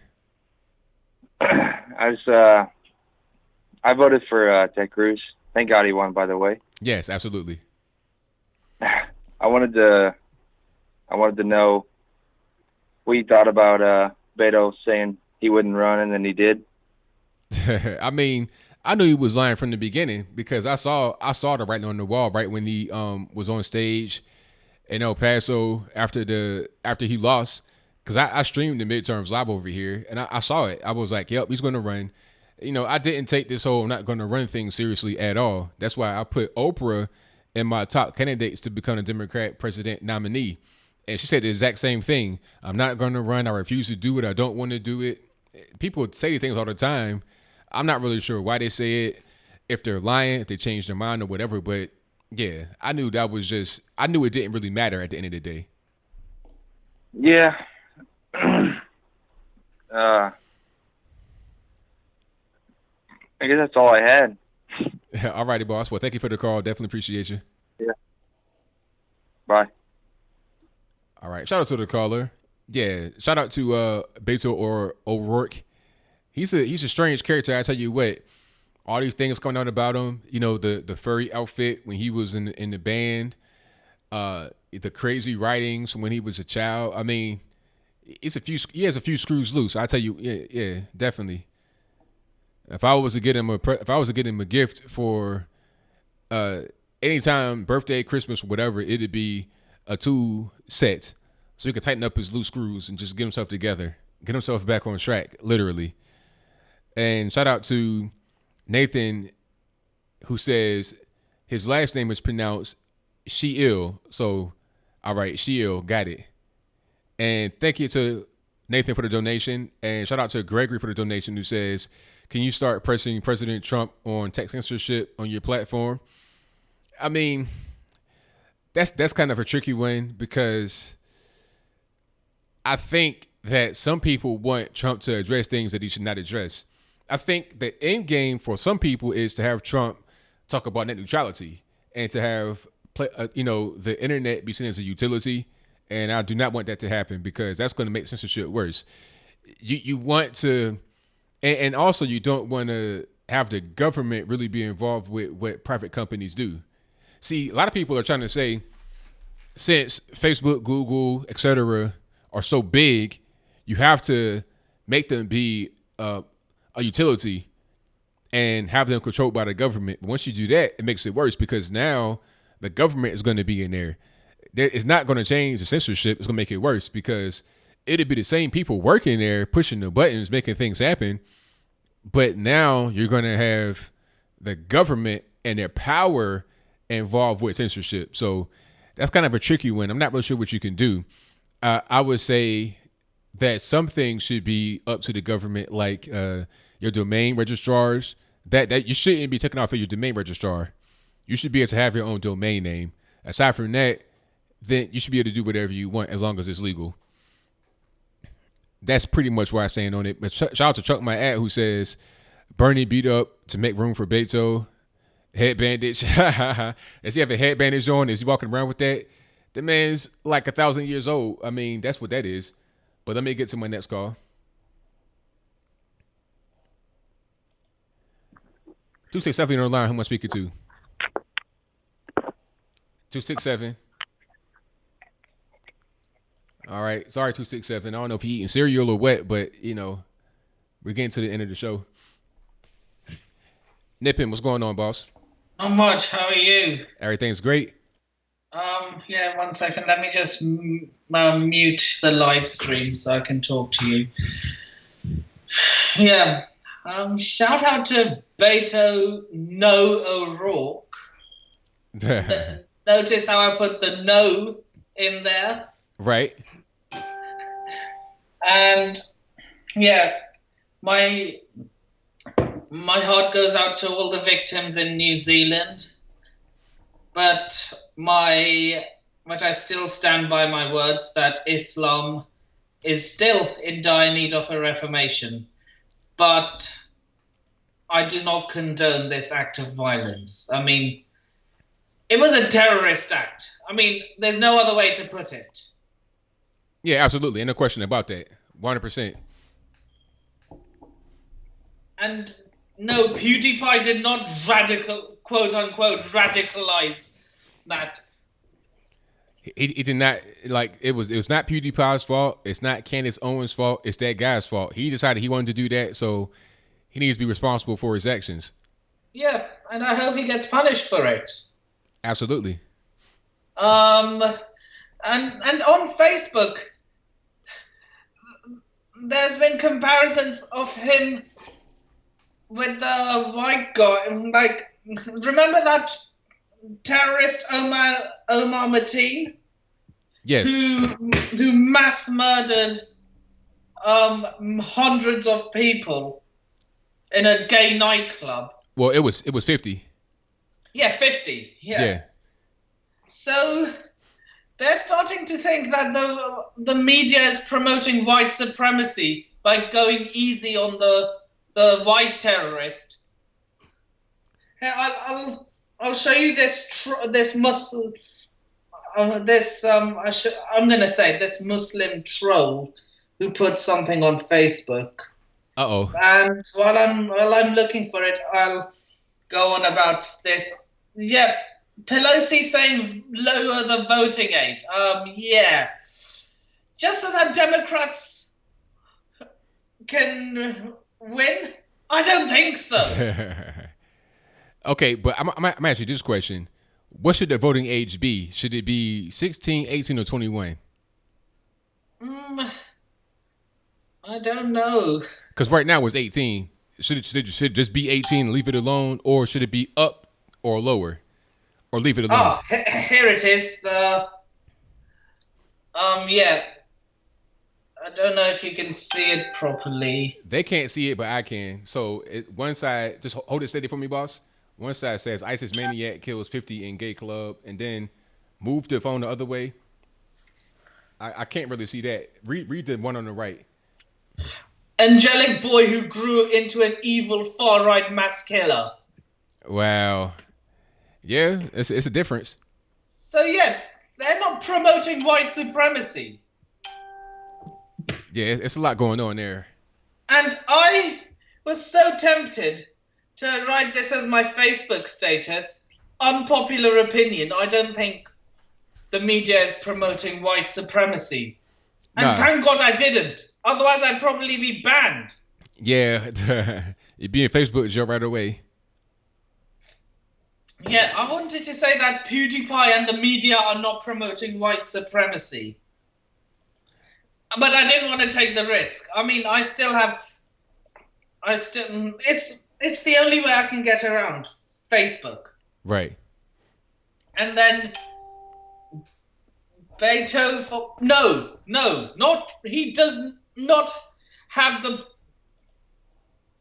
to be president. I'm sorry. Right. He doesn't have the juice. He doesn't have the necessary juice. The juice. There you go. Yeah. He doesn't. I'm sorry. He just doesn't. And what is this Trump veto thing? Well, Trump vetoed the Senate, which blocked his declaration of emergency to build the wall. So he vetoed that. So now the state of emergency has been declared to get money to build the wall. So wait, before it wasn't passed, even though you guys have a Senate majority of like 53 to 47? That is correct. And initially it wasn't passed. That's right. How is this so? There must have been some mavericks on your end. Not enough, apparently. Not enough. People like Rand Paul, Lisa Murkowski, they voted against it. Yeah. Susan Collins. Yeah. I mean, how did Rand Paul actually manage to get elected in the first place? He's essentially a Democrat. Well, I mean, Rand Paul is good sometimes. He says the thing about Rand Paul is that he's not really a Republican; he's a libertarian. That's the problem. Yeah, but the thing is, he's just the only. Let's be honest. He only ran as a Republican because he knew it was the only way to get elected in a state like Kentucky. I mean, if he was running in a state like Arizona, no. I don't think you can win as a libertarian anywhere. You can take away votes, but you can't win. No, you can't win. So you got to be one or the other. But once you get in there, you may not vote with your party all the time because it's not really your party. It's just who you ran with to get elected, and that's the problem with Rand Paul. He's a libertarian, not a conservative, not a Republican. He's a conservative libertarian. Yeah, and sometimes I feel Rick Scott as a bit of a dodgy person. Why you say that? Because I somehow remember him calling for gun control when he was governor. Well, he may have. I don't really remember that, but he may have. I can't really say that he did or he didn't. Yeah. So, yeah. So when is this thing going to be passed? Has it already been passed, or? What are you talking about? You talking about the veto? Yeah. Well, he already vetoed it, as far as I know. That's already been done. So when are we going to build the wall? As soon as we can get started. There's already certain parts of the wall being built right now because certain cities have the power to do so. Like El Paso. El Paso already has a wall right now on its city. That's on the border between it and Juarez. There's walls that exist right now.